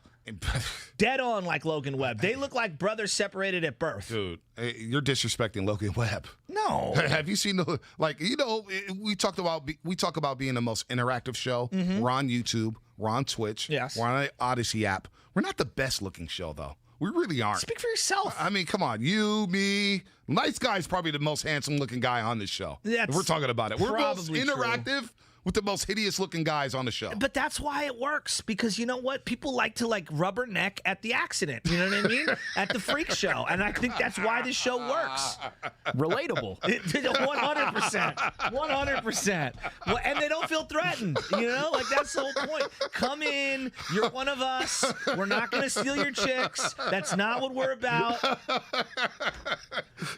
Curly might buy you a beer at the Wawona Gates out at the Irish Center. Logan Webb doesn't give up a hit through 4 innings. He's been electric at home. Logan Webb, a.k.a. John Curly, with the 1.61 ERA at home. I like the way Logan Webb dealt with the moment yesterday at Oracle Park. He's never been in a pennant race before. He handled it well last night. All right, I'm going to ask you, as we pivot back and forth, we're oscillating between two topics. Giants, Dodgers. When the Niners get on the field today, I am going to be watching all the videos. I'm going to be like Suge Knight and Puffy. I'm all up in the videos. I cannot wait to see the footwork. I'm going to be looking at the arm slot for Trey. I'm going to see where these passes are going, because ball placement is very important. Bill Walsh, you got to hit a guy so he can turn upfield and avoid contact. Like, I'm looking at everything right now. And I know you don't like the videos, but I'm going to be real with you. Your boy's over here like Super 8. I'm going to be like all up in the Zapruder film. Look at the grassy knoll. Look at Joe Shasky over there. He's looking at footwork. Shasky, I may not like the videos,